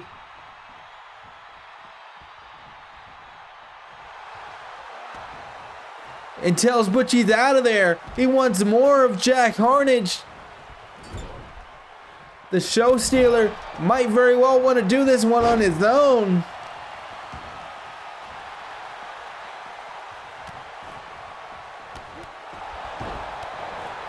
Asking for the severely crisp, the burnt up, the scarred Jack Harnage to get up, but a spear takes Tony Samuels down. And that helicopter kick, whatever the hell you call that.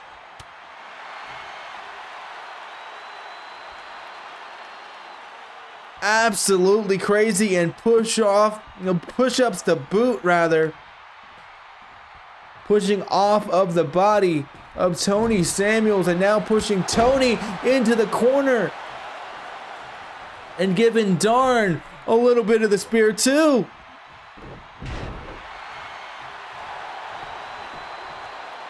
Now Harnage, pinfall here. Darn finally seems to be ready to engage in this matchup. Only 11 minutes left on the clock.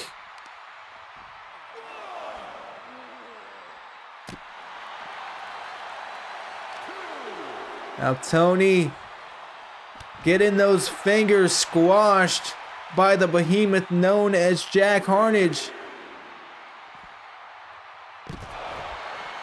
And this could spell disaster for the team of Dan Darester and Tony Samuels.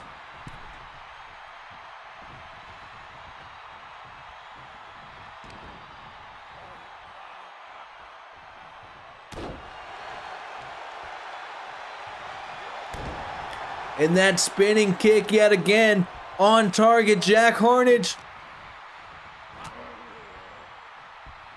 laying into Tony Samuels with those elbows, those ripcord elbows.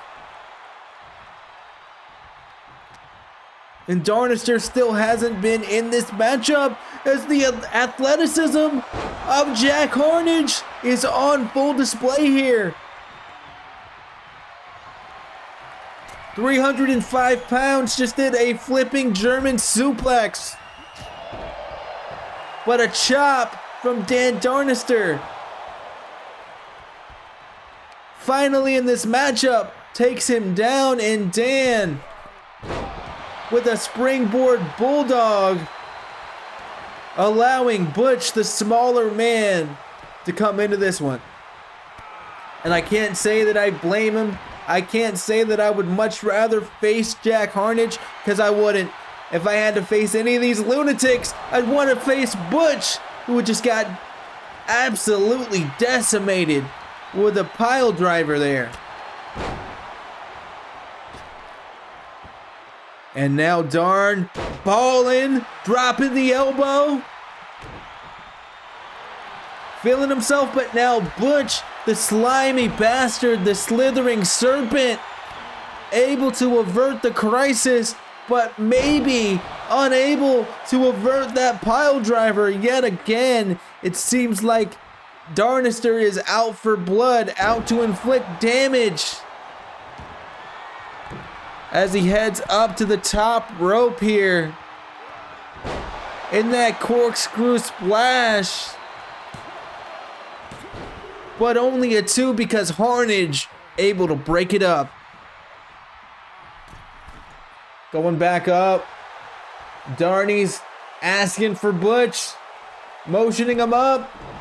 Went for something, potentially a clothesline, but missed. But a springboard forearm does the job just fine. Tripping over my words here. It's been a night unlike any other, and a dominator by the Pickle Man. Now we're starting to see a plan come together. Darn is extremely fresh in this matchup. Butch is not. And now we're seeing both of these, tired men have to contend with someone that's energized. And I believe that was a variation of a pickle flosion.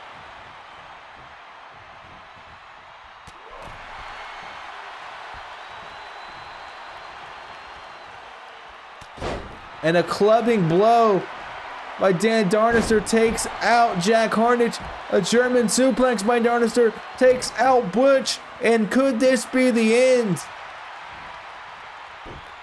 But no, a dragon screw. Butch goes for a lariat. And Darnie gets hit with a headbutt. Tony Samuels is out on his feet, watching absent-mindedly from the outside, from the barely padded concrete. And that straight jacket DDT. This could be it. 2. But now, somehow, some way, Dan Darester able to kick out, and Butch pulling out all the stops, those double foot stomps from the top rope to brutal effectiveness. And the big boy, having had his rest, Jack Harnage, is tagged into this matchup and now tags right back out after one shot. And it seems like Butch has got Darnie's number here.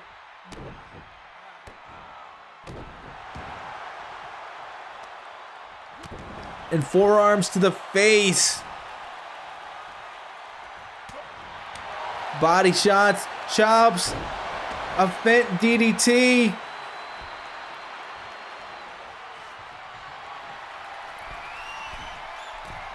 Now was Butch looking for those double foot stomps yet again? No, a knee drop, cutting off the oxygen supply. It's gonna make eating pickles very hard for Dan Darester. Coming in the ring weighing at least 10 pounds of pickles, contending with 305 pounds of Jack Harnage. A flatliner there. Almost that darn drop kick. We could be seeing it in just a moment. Wait a minute, he went for it and didn't get it. That darn drop kick. This could be it. 1. Wait a minute, Jack Harnage has the ropes. Smart tag team wrestling. Butch just came in and nudged his partner over to the ropes, and now Dan Darester went for the pickle flosion. And the big boy Jack Harnage floated out of it. And the man adorned in green, the Pickle Man, Dan Darester, bleeds in fact red as tag team wrestling is ensuing here. And double knees.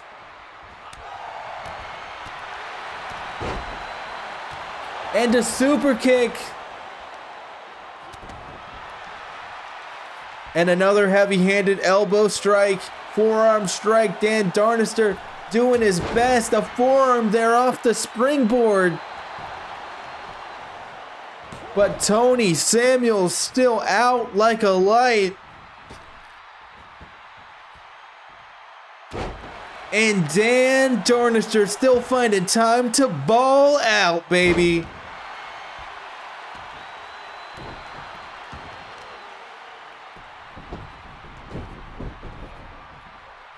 Of course, Dan is one of our trainers in the Covenant Pro Wrestling Academy, going back to basics as he heads up to the top rope. with an elbow drop that would make a tear come to Randy Savage's eye. But Butch able to avert it and now finds himself in a great position to retain those tag team championships. Dan knows he was in the wrong corner, and another pile driver could seal the fate of Butch if only he's able to get the pin. If only Tony Samuels had been available to help fight off the behemoth, that may have very well been the end of the reign of the Asylum. But now the reign continues, just for now, as a springboard forearm from Dan Darester tells more of this story.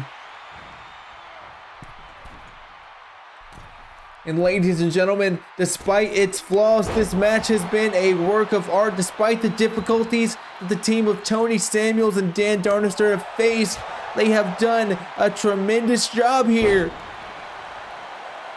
And I have to think, with Dan feeling it the way that he is, that the end could be near for the Asylum.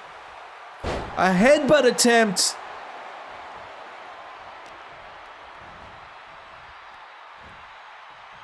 And a roll up, and a roll up. 2. But yet again, Jack Harnage uncontested in his breakup of that pin. If Tony Samuels could just get it together, just find some way to get re-involved in this matchup, they may have a chance.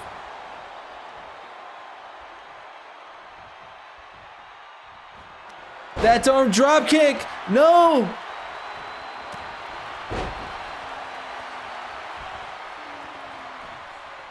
And now stalking his prey, Butch up to the middle rope, gesturing for Dan Darester.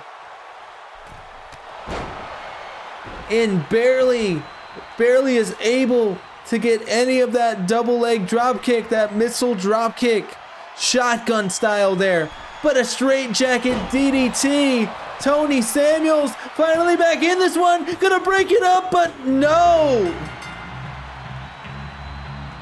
Ladies and gentlemen, the confusion, the exhaustion, potential concussions on the part of Tony Samuels inhibits him from being able to break up that pin. And ladies and gentlemen, we still have tag team champions in the Asylum, Butch and Jack Harnage. Give credit where credit is due. Dan Darester and Tony Samuels gave it their all, but it wasn't enough on this occasion. And ladies and gentlemen, I doubt that is the last we're going to see of this matchup. But hats off to the tag team champs this time.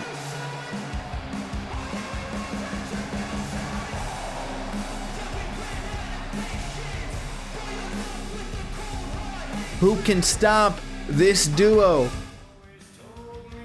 And ladies and gentlemen, who can come out victorious in the tag or in the TV title, rather? Thinking about tag teams at this point, in the TV title chamber match. It's going to be an absolute crazy matchup. We've got 6 men risking it all in a steel chamber. And starting this match off, it's going to be Foray coming out to his old theme music, looking better than ever. Almost graduated. He's seen several instances of success in recent weeks. A tag team title match, or a tag team contest on the last episode of Uproar. Still thinking about those tag team titles and everything we're witnessing there. But on the last episode of Uproar, came out victorious. Can that happen here tonight? Of course, his partner is in this match with him.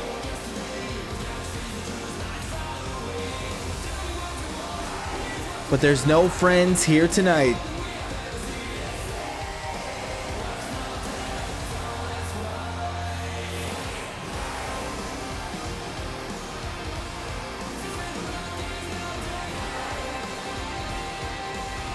And Foray losing the jacket, going back to bare basics as he enters his pod.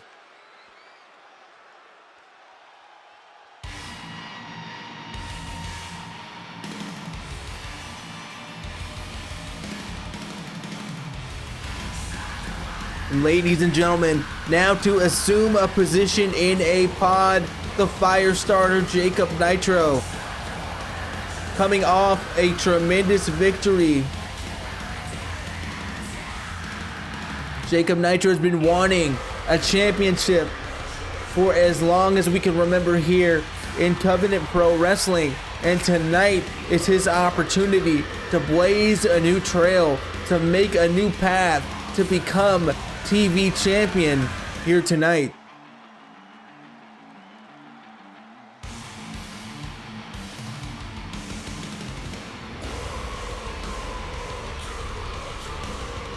A little bit of a different look here tonight for Jacob Nitro, back to the old school mohawk.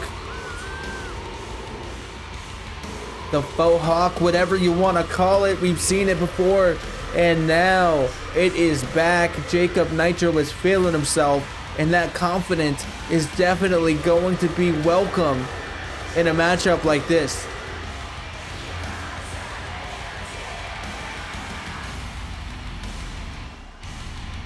Three tons of steel, this structure unforgiving, as Jacob Nitro finds his way into his own pod. We continue with the introductions.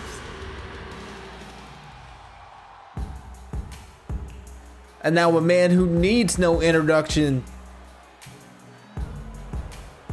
A man who has taken getting a championship into his own hands, a singles championship into his own hands, by previously stealing the tag team championships and claiming that he was the tag team champions before the Asylum. Bruno Natoli wants nothing more to prove why he is Magnifico, why his legacy, his lineage is second to none.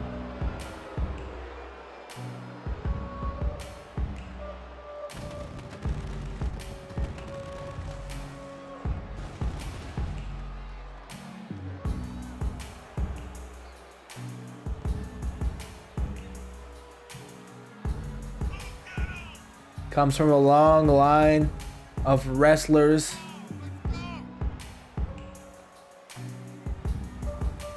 Santino Natoli, his grandfather, well known in Italy and Sicily and all of those places.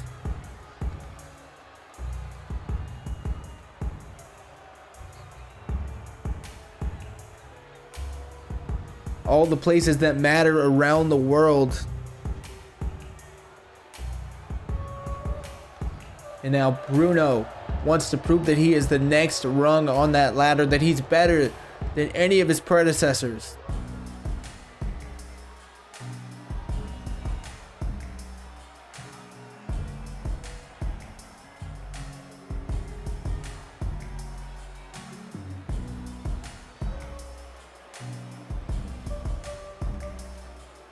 Bruno draped in gold jewelry, rings and chains and watches. Could those accessories include a TV championship here tonight?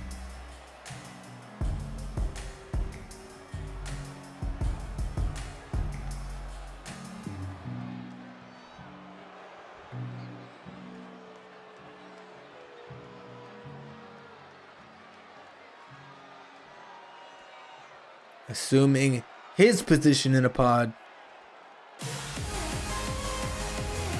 as Benjamin Balder, former TV champion, makes his way to the ring.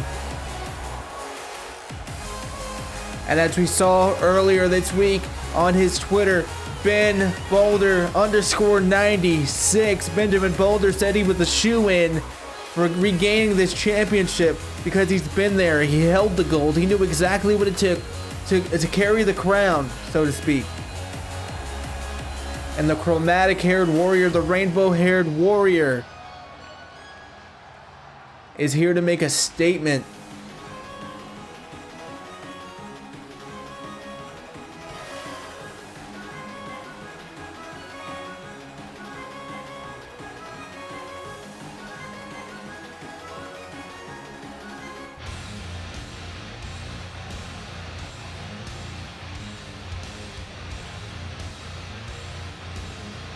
And ladies and gentlemen, a little bit of a different look for the champion here. Mac Daddy Furnace making his way out to the ring with that beautiful CPW Television Championship.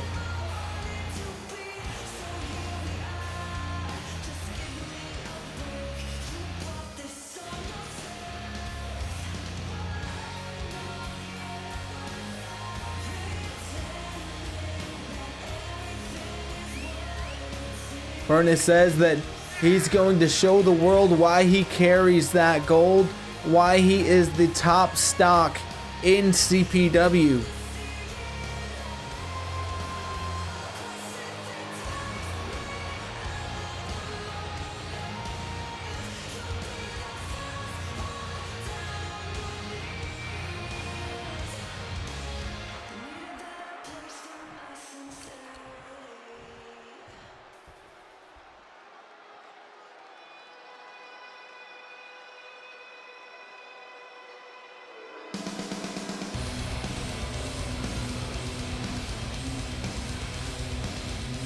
And now Pinkish, a man that we know, the EXO that we know very, very well here in CPW, looking to make that crown that he adorns himself with mean something more. Looking to have it signify the mark of a champion.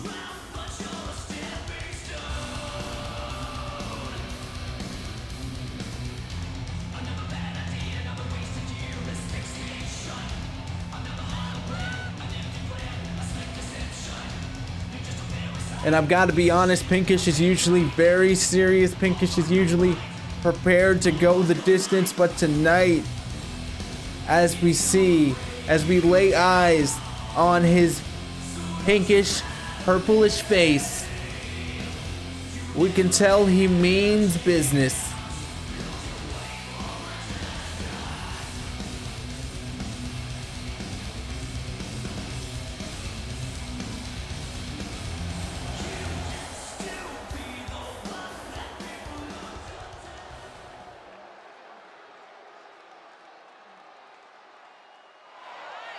And now we're starting off this matchup. The champion, Mac Daddy Furnace, going head to head with one of his greatest challengers, Pinkish.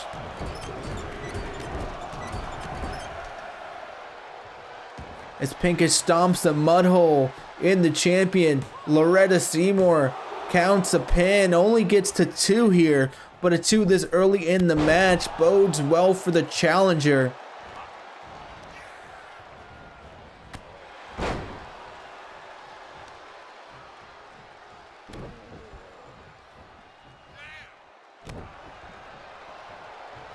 Now Pinkish showing exactly what he's about here, as he locks in that submission hold. Ladies and gentlemen, there are no rope breaks in this match, but the pinfalls, the falls here, and the submissions have to take place in the middle of the ring.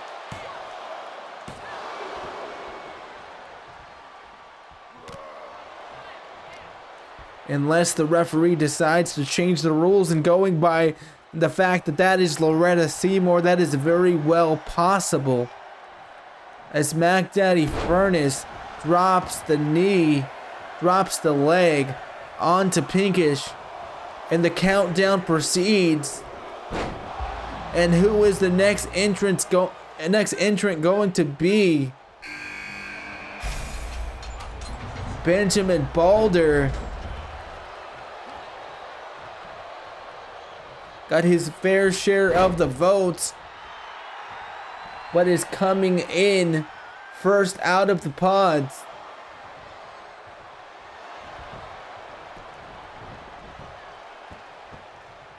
And ladies and gentlemen, I would like to remind you that the order of entrance here in this matchup are directly correlated with the voting percentages that you all asked for, that you all made possible by voting on CPW.com.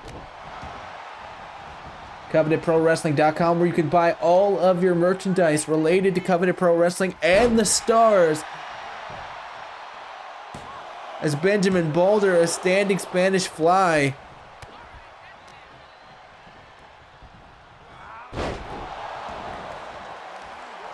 And a stunner by Mac Daddy Furnace.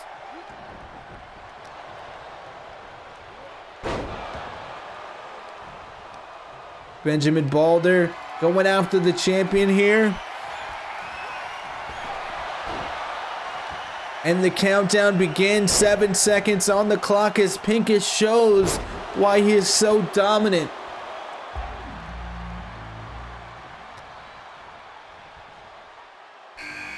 And the next entrant into this match is none other than Foray.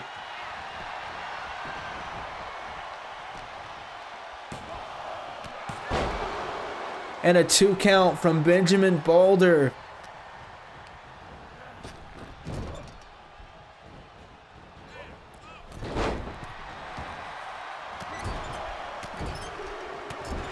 And the high school student known as Foray, who was going to be joining college sometime in the next semester, getting pummeled by the EXO known as Pinkish, and Benjamin Boulder fighting off the champion, Matthew Don Price, otherwise known as Mac Daddy Furnace.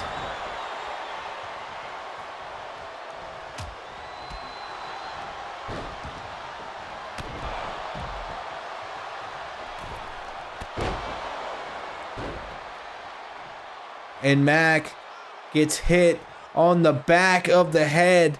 And Pinkish going for a stomp here.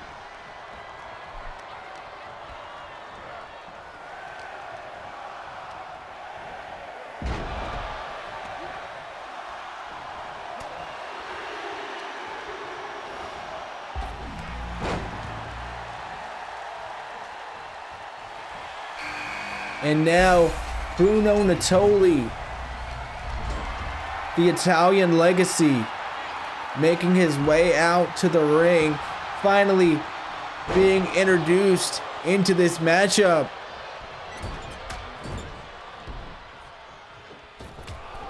And a back elbow off the springboard. And former tag team champions, former tag team partners Mac Daddy Furnace and Bruno Natoli for a moment are about to face off, but Benjamin Boulder says no way, he's mine.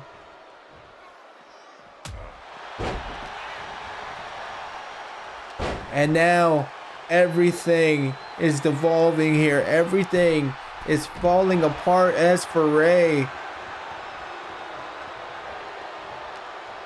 slams down Mac Daddy Furnace, and now all challengers, all competitors are dead center in the middle of the ring. A Samoan drop by the Italian Wonder.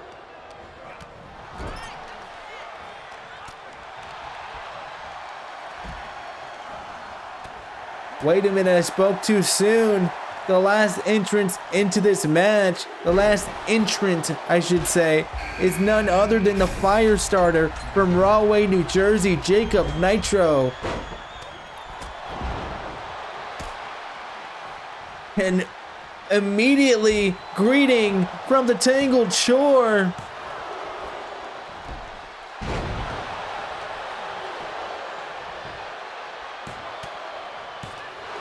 And now, what is this gonna be? A thunder crash onto the knee. Pinkish has the leg hooked, and Jacob Nitro could be out of this as soon as he started. But no, a 2.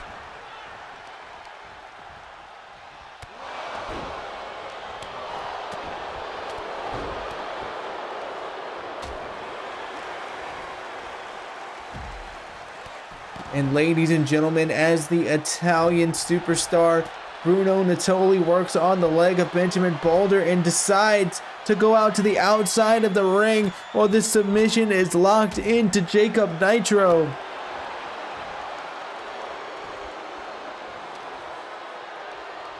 This match is getting turned on its head, much like Foray just turned Benjamin Boulder, former CPW television champion, onto his, getting turned onto its head.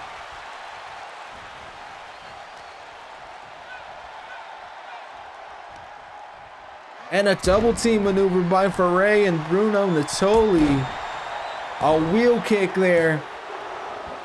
But Mac Daddy Furnace, Matthew Don Price, willing to pay the toll here, willing to pay the price in order to stay in this one.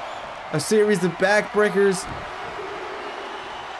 And Mac is liking what he sees. It's Jacob Nitro. The explosive is now gushing blood, gushing some of those fluids.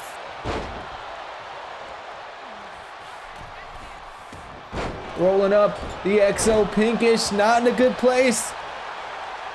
But fortunately for the XO, he's able to kick out and continue on as Foray continues hammering away now at Mac Daddy Furnace. And a submission in the middle of the ring as a sling blade and a drop kick land on the fire starter from the chromatic haired warrior Benjamin Balder, looking on his game right now. Mac Daddy Furnace, I can't say the same.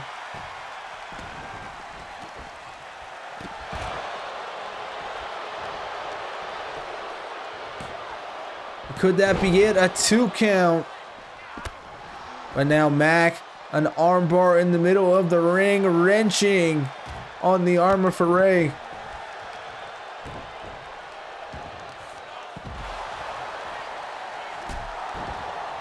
And a brutal knee strike. Mac Daddy, I think, going a little bit low there as Pinkish has a pinfall on Jacob Nitro, who does not consent to being defeated here. But Bruno on the top rope. What's he gonna do here? Apparently nothing.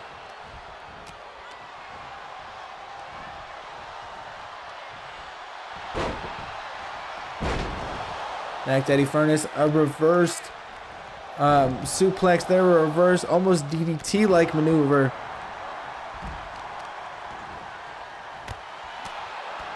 As Foray and Pinkish duke it out, as Benjamin Balder and Bruno Natoli continue to do the same, but Bruno fighting with every ounce of energy he has.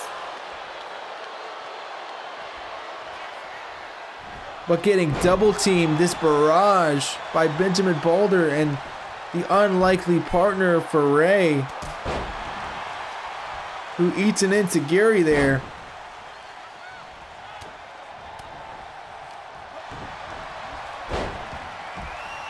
Wait a minute.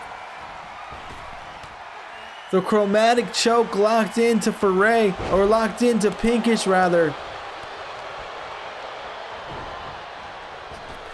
As Foray is getting that package DDT. And this could be it, but no. Referee Loretta Seymour getting her cardio on here tonight.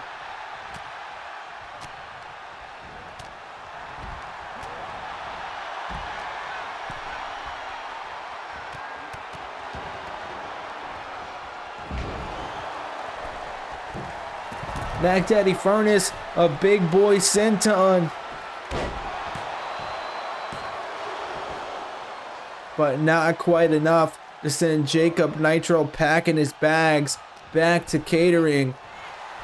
And I say that in jest because that's the last place Jacob Nitro will normally be. He's normally in the gym. He's normally training. He's normally taking everything that he does here very seriously. But Bruno Natoli got some serious plans of his own. Although Pinkish or Bruno Natoli is getting dominated by Foray, and Pinkish is going to pinfall too.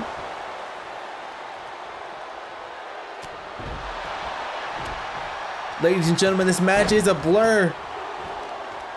It's almost like everyone in this match, according to my brain right now, is Pinkish. And a crossfire on Mac Daddy Furnace. Jacob Nitro trying to capitalize. The leg is hooked. 2, 3. Jacob Nitro has pinned the champion Mac Daddy Furnace. Matthew Don Price, it is 100% certain, is no longer our CPW television champion, and we will have a new TV champion here tonight.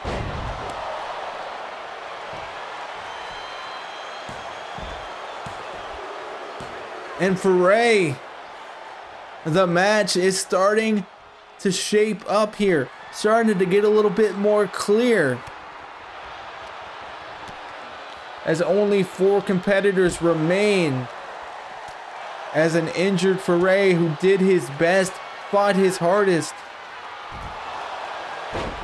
And Jacob Nitro gets hit with his own maneuver, the crossfire there. An insult to injury. Bruno Natoli taking out Jacob Nitro.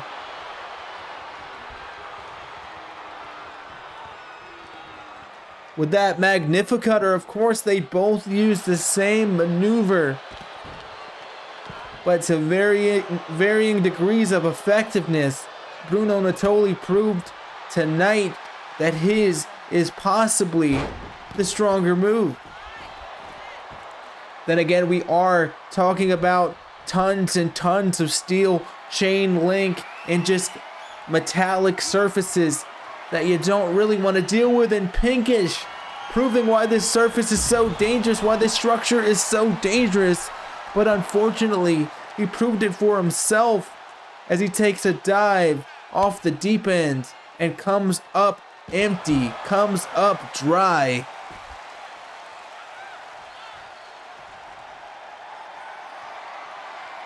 And now Balder looking to show him that anything you can do, I can do better. Pinkish in a bad situation and manages to kick out here.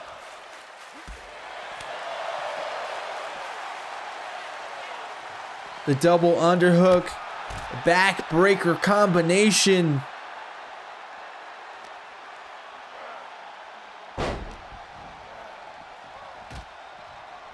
And now Pinkish maybe looking to invite someone into the ring, invite someone potentially to the Tangled Shore in just a moment.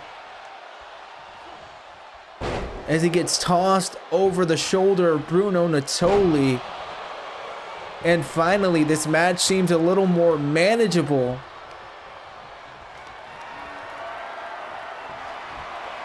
Over the shoulder, over the rope. And ladies and gentlemen, Pinkish with that touch of malice. This could be it for Benjamin Balder, who seems to be fading here.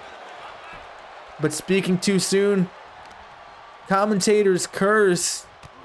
Benjamin Balder somehow still in this one.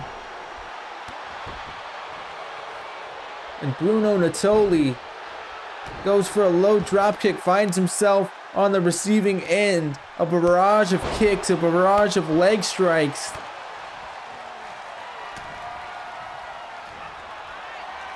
And do you hear the lightning? Do you see the lightning? Do you hear the thunder? Because the thunder crash on Benjamin Balder. And that is it. We're in our final 2 competitors here. One of these 2 men will be our CPW World Television Champion. And with a barrage of punches in the corner, Bruno Natoli. Alley-oop bomb.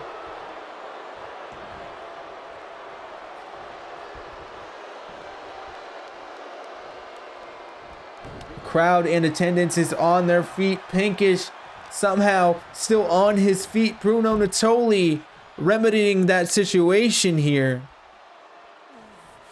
And Bruno finally gaining some breathing room.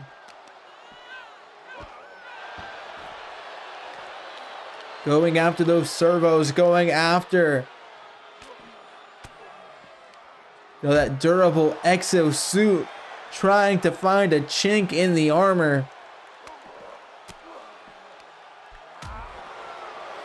And now we could be seeing the beginning of the end. But Pinkish shifting his weight, trying to avert that suplex, unable to do so. And Bruno on the top rope. No, Bruno on the top of the cell. A splash onto the XO known as Pinkish Natoli, cementing his legacy perhaps, but only a 2.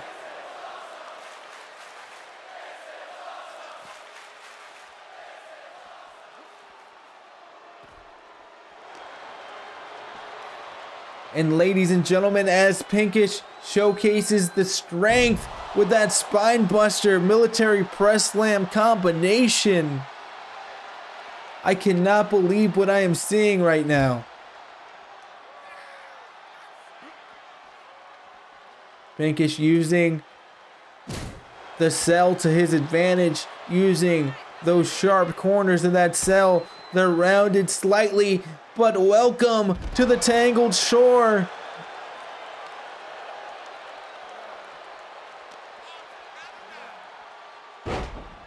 We may see thunder. We may hear thunder. We may see lightning. I'm getting those two confused, but ladies and gentlemen, there's no confusion about this. Could this... No.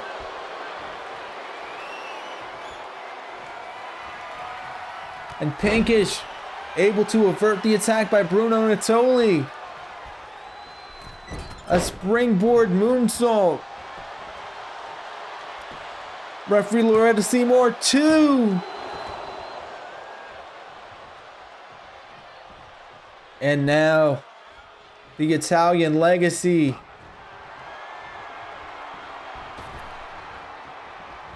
Drop down with a power bomb. And Pinkish ducking the line. Insiguri. And telling Bruno exactly what he thinks of him. We are just moments away. I can feel that we're moments away from gold here. A lariat dropping the XO down. And only a 2. You know that Pinkish doesn't want to go back to the tower empty-handed. You know that Bruno wants to bring the championship home to his royal family, so to speak. His majestic family. The Natolis, the dynasty, the other dynasty we have here in CPW. And an electric chair facebuster.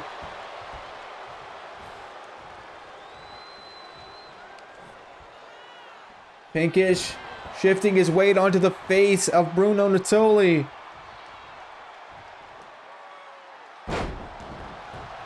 That single leg lung blower.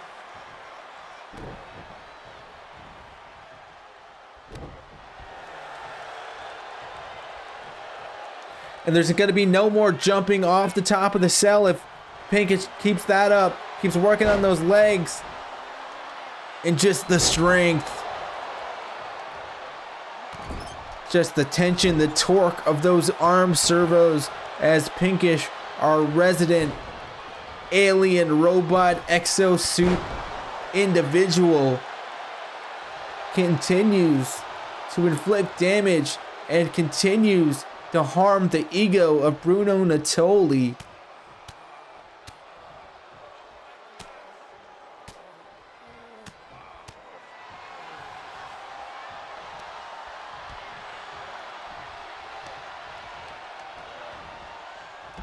Now dumped to the outside.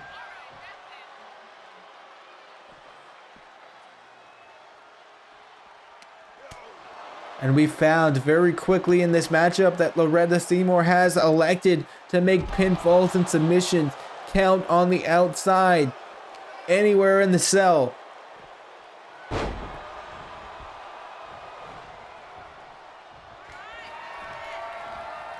And now, could this be the Thunder Crash? Pinkish hooks the leg and this could be it. 2, 3. Ladies and gentlemen, Pinkish, the Exo, the man from the tower, the Rebel Guardian, has become our world Television Champion. And now he is going to be the face of CPW TV.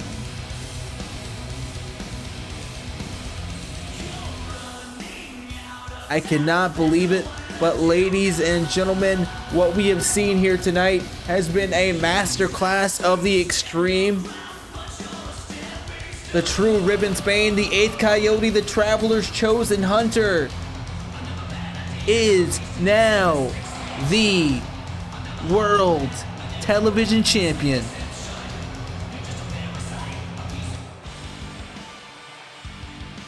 And now, speaking of championships, this is our official main event of the evening. And ladies and gentlemen, yes, that means later on tonight, as you voted, Jamie Clark versus Jacob Clark will be unsanctioned. So this is our official main event. The women's champion, Lauren Osborne, taking on Diamond Skyler. But what matchup did you choose? Was it a Maple Leaf Street Fight, a Canuck If You Buck match, or a Black and Blue Jay Brawl? We're going to find out right now. And ladies and gentlemen, it's going to be a Maple Leaf Street Fight here on the streets of Toronto, or at least in the confines of this arena.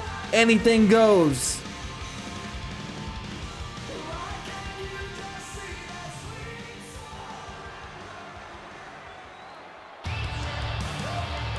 And Diamond Skyler, the challenger, making her way out to the ring, coming equipped with the weaponry.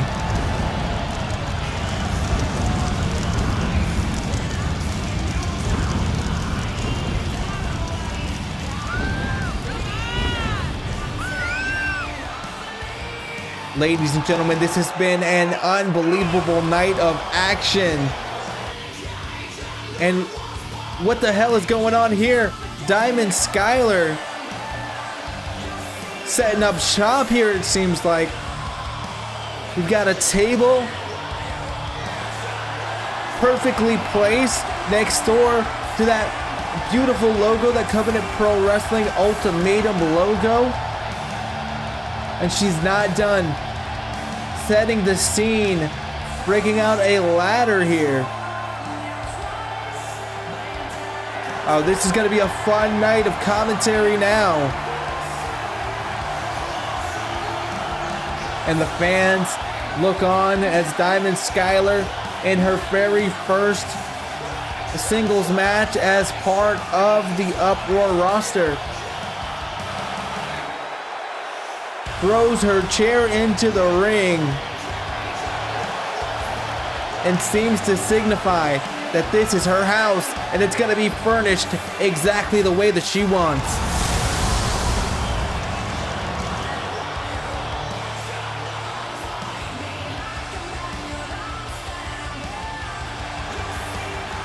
Now we've got a hazardous arena, a hazardous matchup, and Lauren Osborne has to make her way out to the ring. Her never back down attitude coming equipped with a kendo stick of her own. The women's champion, our captain, is returning to the ring right now. And I have a feeling she's not going to waste any time.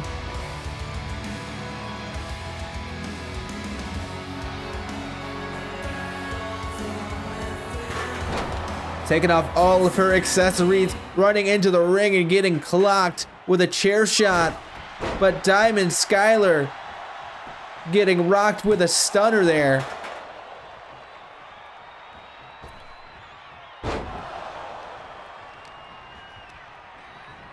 And Diamond throwing Lauren Osborne against the ropes, jumping over. And a pump kick, a spinning pump kick. Unconventional but effective as Lauren Osborne grabs that kendo.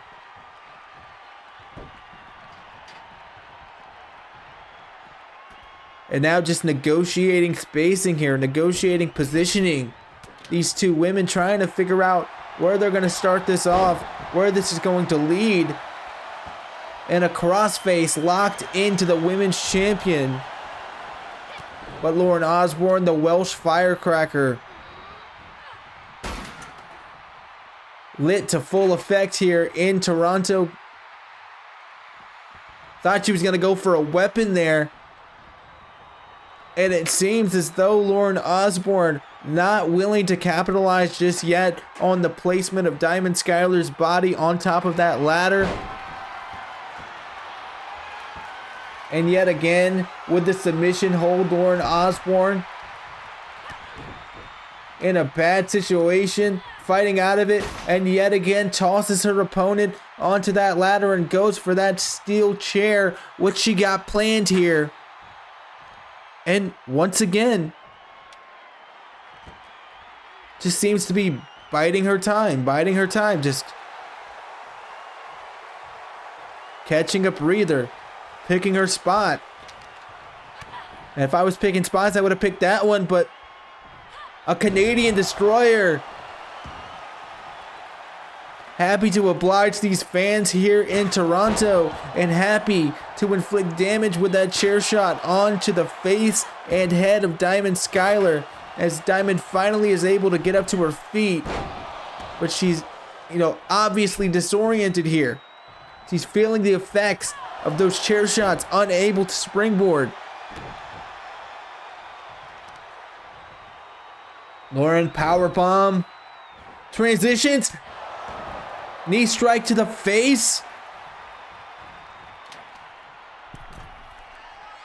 And taking that chair shot out of play, or taking that chair out of play rather, so there's no more chair shots, if you will. Tucking it away for safekeeping. And an axe kick.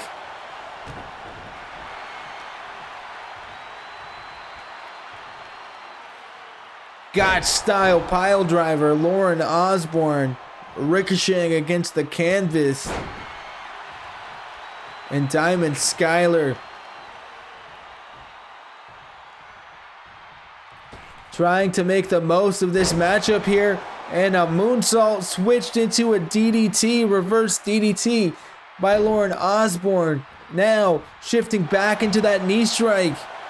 Game plan is progressing here. Lauren Osborne with a chair in hand, looking to implement some of the damaging weapons that you can find under the ring and all throughout this arena.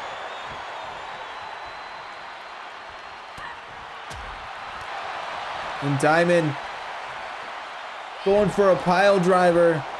Hooks the leg. This could be it. Lauren Osborne not moving, but just as I say that, commentators curse.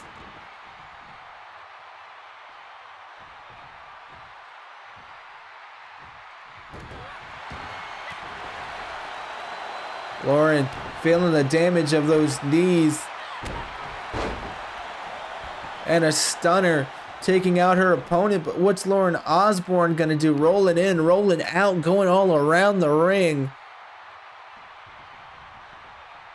In my opinion, in my very unprofessional opinion, because I'm not one of these competitors, feel like that's a little bit of a waste of energy as Diamond Skyler looks to get this chair involved, but is unable to do so because a Northern Lights suplex and a rolling cutter onto the chair puts a stop to her momentum. Chop, a block, is back and forth. What's this gonna be? A Canadian destroyer for the people in the crowd on the part of Diamond Skyler as well. The leg is hooked, a 2 count. Referee says no.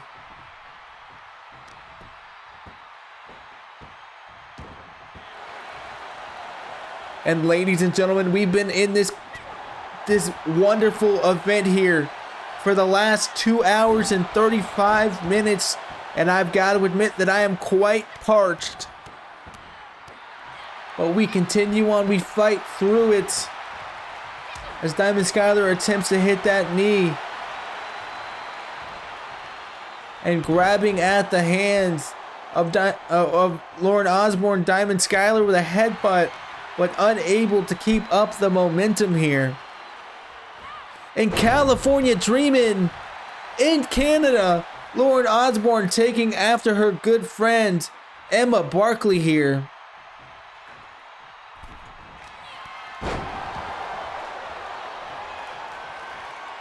And now the situation is growing grim for Lauren as these headbutts rain down.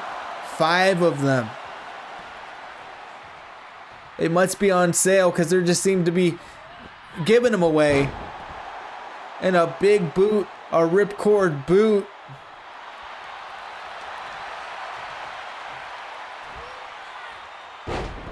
Lauren going a little bit even more international, it seems. The 3 amigos, can she do it? And yes, she does.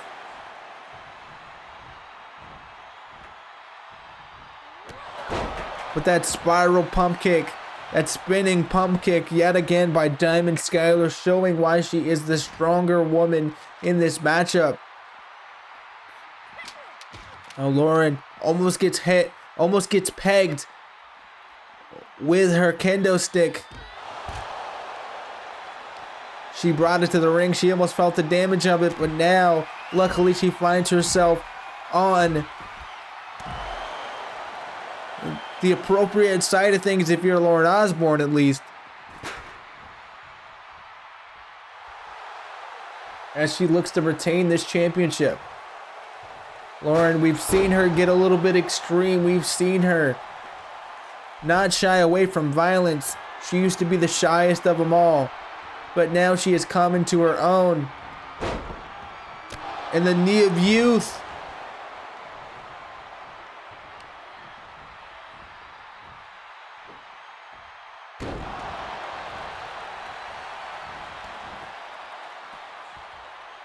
And in and out yet again. Lauren Osborne trying to figure out what the game plan is, making it up as she goes along, and now stamps on the fingertips of Diamond Skyler, trying to take away that grip.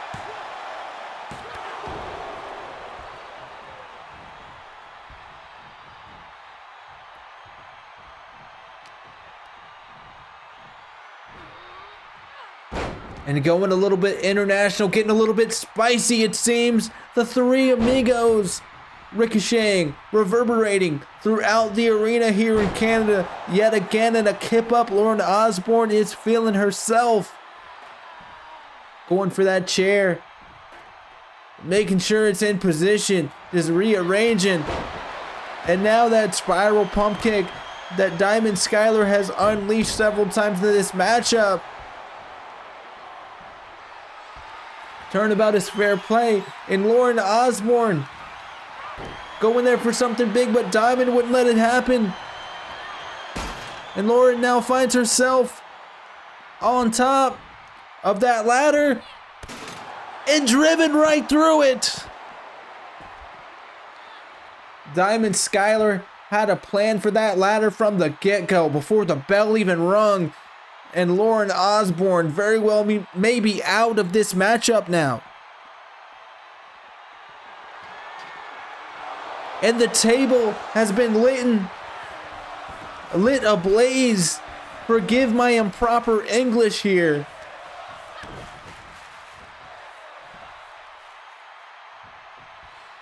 As Lauren Osborne somehow, after being driven through a ladder, after being hit with a chair, after being completely pummeled this entire match, after taking equal amounts of damage as the damage she has, dished out, is somehow still in this one.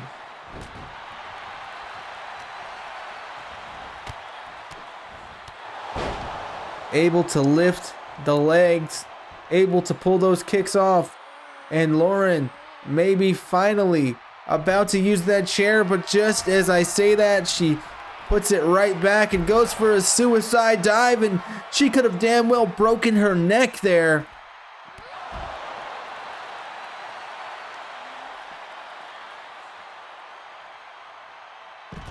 And a brain buster. Could we be seeing Lauren Osborne? Could we be seeing her championship reign fade from existence here?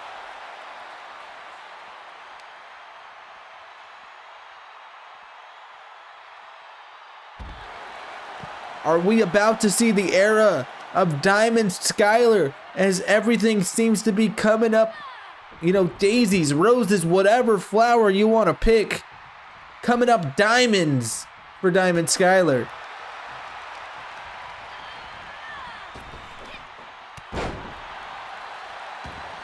Lauren Osborne. Is she finally going to... And she does, but goes to the well one too many times. And Diamond Skyler showing her how it's done. And this could be it, a 2. But only 2.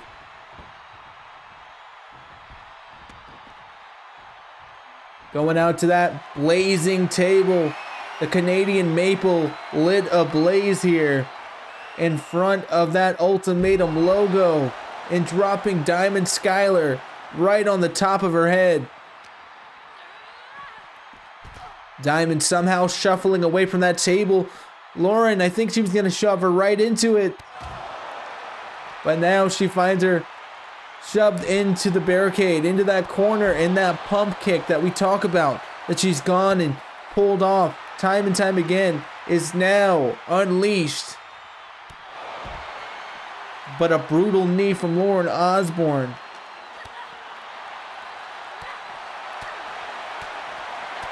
Lauren on the back foot right now, but could be back into it momentarily as Diamond Skyler hesitates just for too long. And now Lauren also hesitates for a bit too long and goes back to that spinning pump kick. That big boot. And the child in the very first row, invigorated, enthralled with the action. Somebody collect this child right now that is witnessing this heinous violence as Diamond Skyler gets rocked with a signature kick, not very unlike hers right now. Ladies and gentlemen, I do want to, say thank you for allowing me into your home as that released German suplex.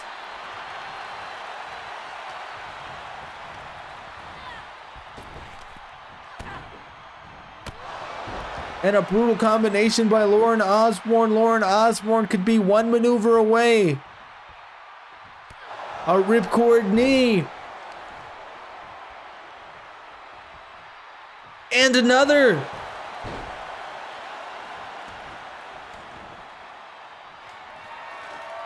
And now, sensing that she needs a little bit of Canadian luck here.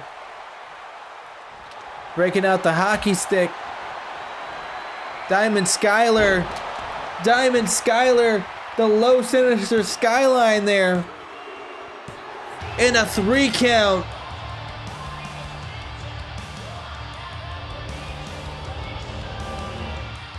That swinging sinister skyline is all it took, and now we have a brand new CPW Women's Champion. Tables were lit on fire. Chairs were collided with heads. Everything that needed to be done here tonight was done. And now the era of Diamond Skyler is upon us. In her very first singles match in the Uproar roster, she has become the Queen of the Mountain here.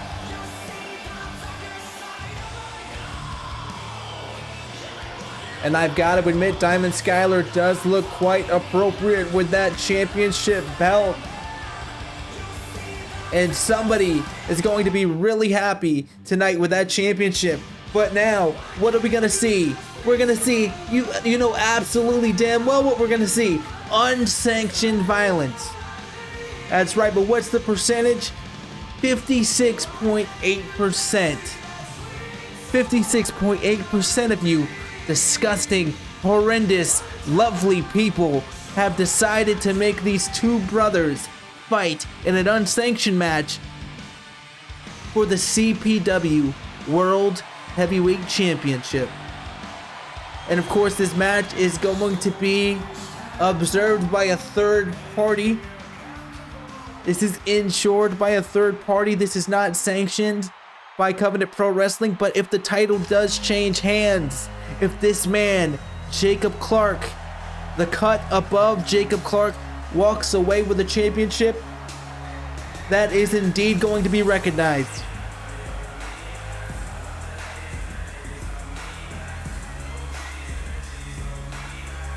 These two brothers, Jacob Clark, tired of feeling like the second string brother in the Clark family in this dynasty, has decided that he will do whatever it takes to become the leader of the dynasty, to lead the Clark family into the next stage.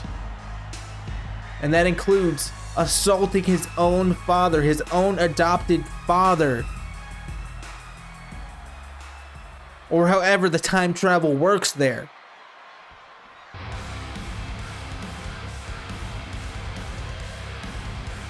And it also includes going head to head with his very own flesh and blood, Jamie Clark, our CPW champion for many, many months here, after dethroning the tyrant known as Will Sheridan, coming out to defend everything he holds dear against his own.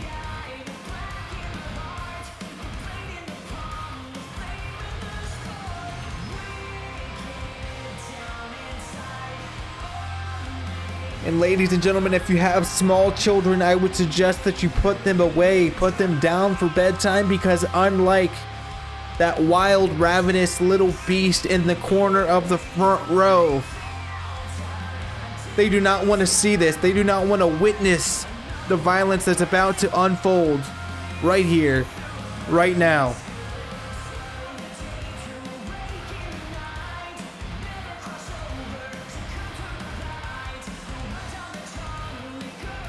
And Jamie, with this display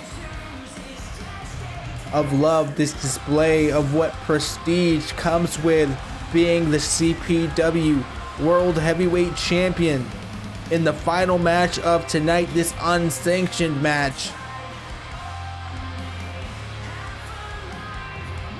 you have to think that the last thing he wants to do is drop that title to someone that has made his last few months a professional and personal hell.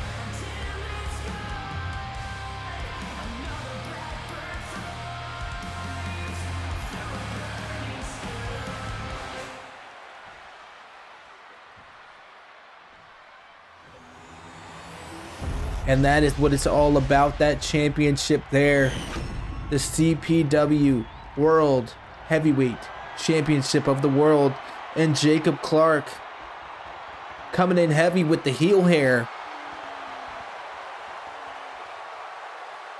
staring into his brother's eyes as Jamie stares back intently, not wanting to relinquish that belt by any means. This is going to be a fight for the ages, and one that we won't soon forget. The ultimatum is upon us. Is it going to be the championship, or is it going to be brotherhood? We will find out here tonight.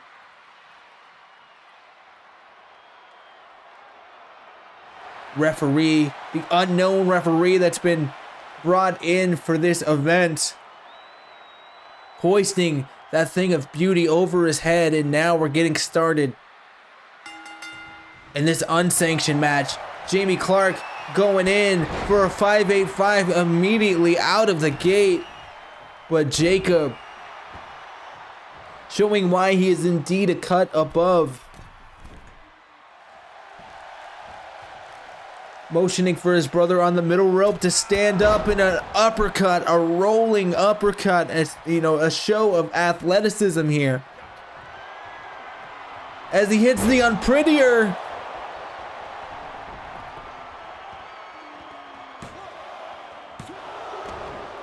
And Jamie kicks out at 2. Jacob motioning for his brother to come back into the ring, but not willing to wait for him. That bomb, that dive. Over the top rope and a pump handle here. slamming his brother down. Jacob Clark slamming Jamie down with authority, going for that knee strike. Jamie going for something similar, but Jacob, the stronger of these two brothers at this point, unwilling to relent. But Jamie hits the big boot, brings the fight to the commentary desk. And a back elbow.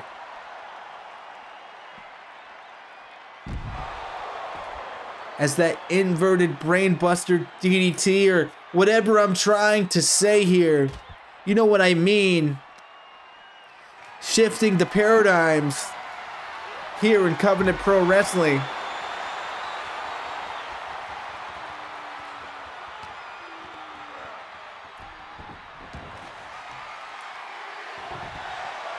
And now, the Canadian Maples, you hear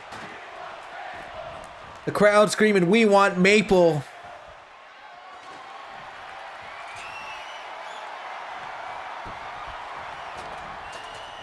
And Jamie potentially looking to bury his brother, both in the rankings and possibly in real life, as the 585 unleashed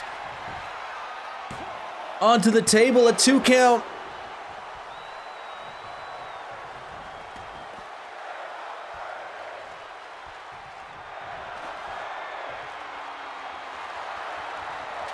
And a ladder, the long boy. No, not the long boy, the regular boy, the shorty, coming out to play.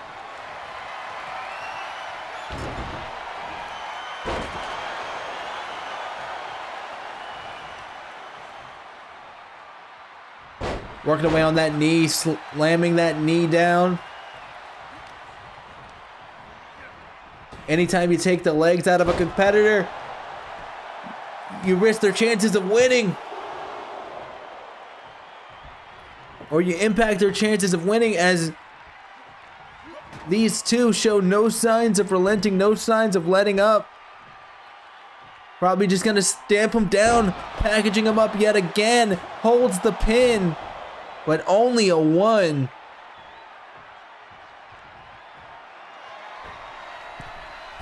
Jacob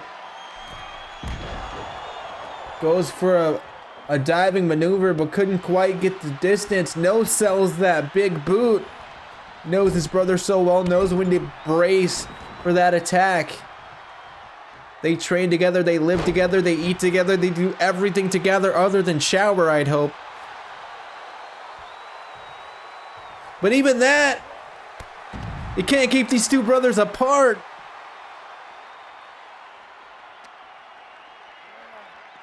Diving over the top rope, just bombing his entire body onto the champion, Jamie Clark. Jacob is showing some initiative here, showing some maneuvers we don't often see. Is this going to be a lasting effect on his repertoire? Is this going to be what Jacob shows us from here on out? A pinfall, but only a 2.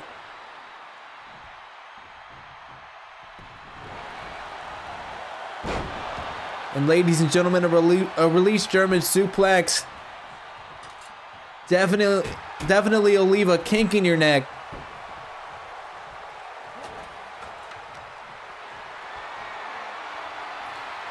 Just forgive me, I thought he was gonna go for a ticket to your clown fall, but no, draping the face of Jamie Clark over the top turnbuckle, hoping to draw blood. Maybe gonna bury his brother with that shovel there. Shifting the paradigms yet again onto that table, and Jamie Clark getting hit once more with a diving attack.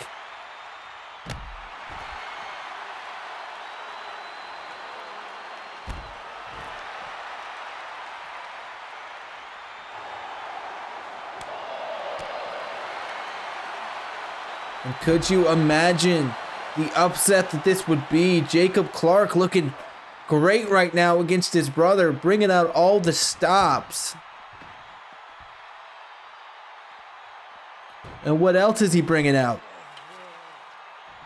Oh, here's the long boy.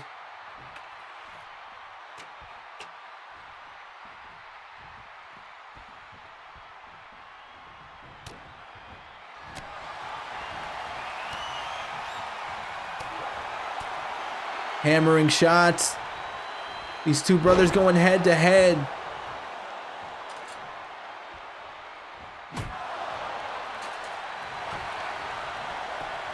One shot with the shovel, and that could be all he wrote, but no.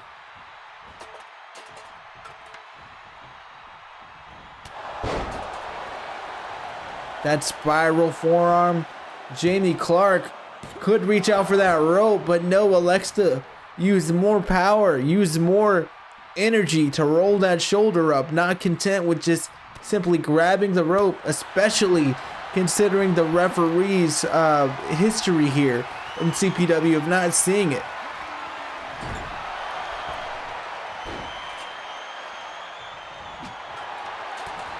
Jamie showing the quickness.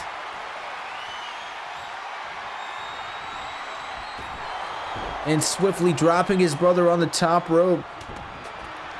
And a forearm strike for good measure. Could we be heading for a 585 and dial it up, ladies and gentlemen? Long distance call here in Canada.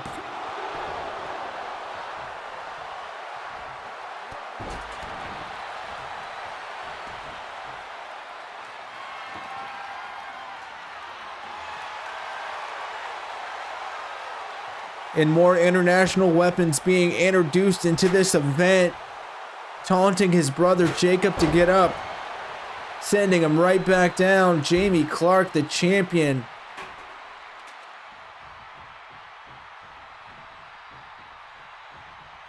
What more needs to be done in order to put his brother away? Maybe a few more of those shots.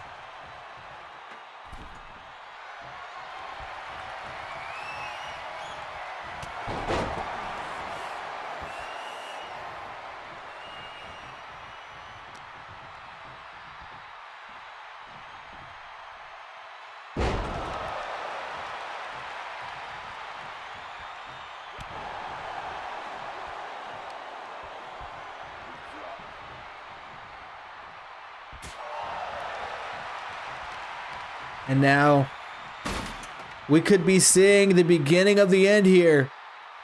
Jacob Clark. Wait a minute. Jacob Clark is sprawled out on the ladder. Jamie Clark is bringing the steps. But a backstabber. Quite appropriate for the scenario that these two brothers have been engaging in the last few months, and his blood is drawn. Jacob Clark is somehow back in this, but the back and forth arm drag.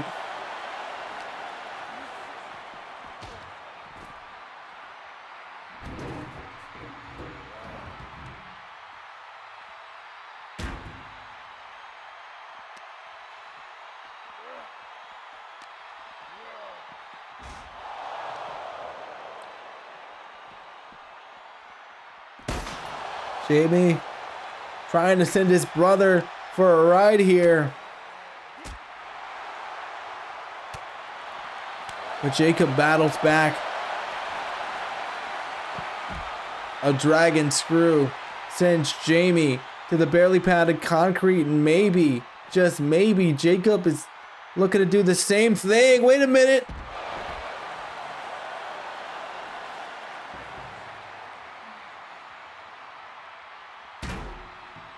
Ladies and gentlemen, step by step, day by day. If you're picking up what I'm putting down, just as Jacob put down those steps, just as Jamie put down his brother.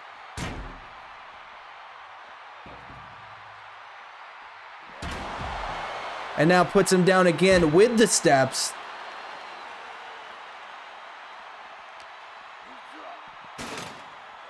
And now looks to send him for a ride here again on the ladder, perhaps. Can't seem to get him to stay in one place. Lifts him up. Gets driven back down.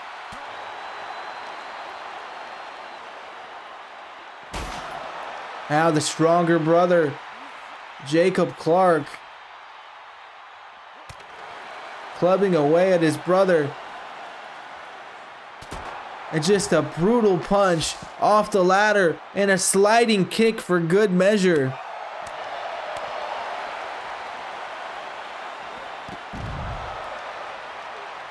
Hammerlock suplex.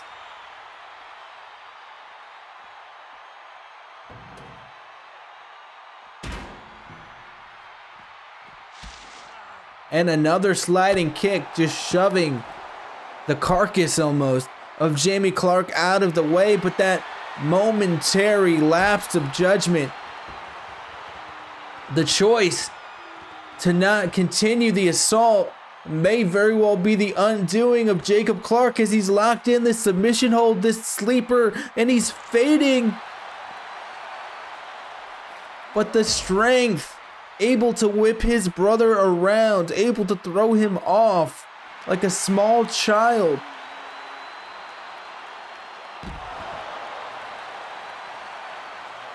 And that slam there, not going to be the end of this because Jamie Clark going back in for the implements here, going back in for the international object.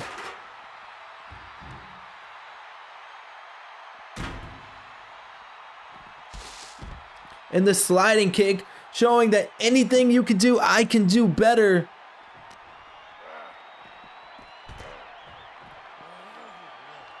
And that may be the difference. Maybe the difference maker in this match. As this gut wrench combination, that throw,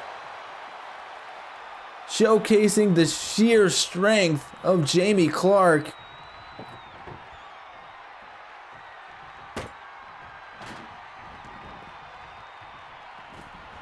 Jamie seems to be a little angry at the maple there.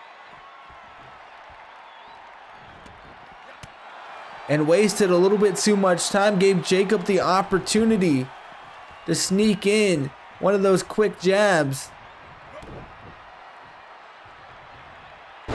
Following up with a neck breaker.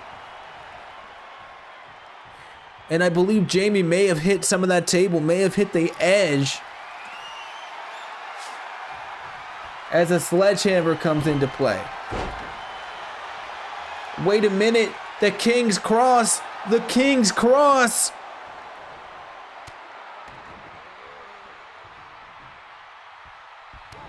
I thought that was going to be it, but Jacob Clark somehow on his feet. The unprettier onto the hammer. 1, 2, 3. Ladies and gentlemen, history has been made. Stories have been unwoven, rewritten, dynasties restructured. Jacob Clark has defeated his brother Jamie Clark. No matter how many 585s, no matter how hard he locked in the King's Cross, Jacob Clark was able to fight his way to victory. And wait a minute here.